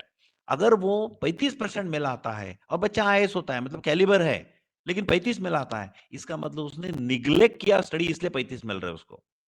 थोड़ा भी उसने ध्यान देता पढ़ाई के ऊपर, तो जो आईएएस बन सकता, उसको 60-70% एकेडमिक्स में किसी भी स्ट्रीम में मिलना बहुत डिफिकल्ट नहीं है। एक दूसरी बात, लेकिन एकेडमिक्स का आग्रह हमने बहुत करने की जरूरत भी नहीं है। अगर उसको आईएएस बनना है तो उसको आईएएस के लिए क्या लगता है वो बनना है। जैसे मान लो किसी को डिफेंस में जाना है, मिलिट्री में जाना है, तो उसको मैथ्स में 100 में से 90 मिलते क्या 60 मिलते, इसका कोई मतलब नहीं है। उसकी आईसाइट अच्छी होना चाहिए, फिजिक अच्छा होना चाहिए, रिफ्लेक्स एक्शन अच्छी होनी चाहिए, वो सारी परीक्षा एसएसबी के एग्जाम में से निकलना चाहिए बाहर वो। तो हर चीज के परिमाण अलग अलग है। लेकिन आपने जो एक प्रश्न यहाँ पूछा कि मैं कुछ बच्चों के लिए करना चाहता हूं, तो एचओडी प्रिंसिपल मानेंगे क्या, मतलब मुझे करने देंगे क्या? देखिए, एक्स्ट्रा एक ऐसा पब्लिकली कहते हैं कि जो सबके इंटरेस्ट में है, अच्छाई के लिए है, वो पब्लिक में डिस्कस करना चाहिए, और जो बुराई के लिए है या बुराई के कनेक्शन में है, वो इन पर्सन करना चाहिए। जैसे कि फॉर एग्जाम्पल कि आपने बॉय और गर्ल का अफेयर है, ये मैटर अगर पब्लिकली क्लास में आपने बहुत ज्यादा शेयर किया और बहुत बड़े पैमाने पे किया, इससे क्या होने वाला है? इससे किसी का व्यक्तिगत प्रश्न तो छूटने नहीं वाला है। तो व्यक्तिगत प्रश्न के लिए इसका इस प्रकार के टॉपिक को अगर पर्सनल काउंसलिंग में आप लेते और क्लास में इस चीज का वर्णन डिस्ट्रैक्शन करके करते तो ज्यादा अच्छा रहेगा।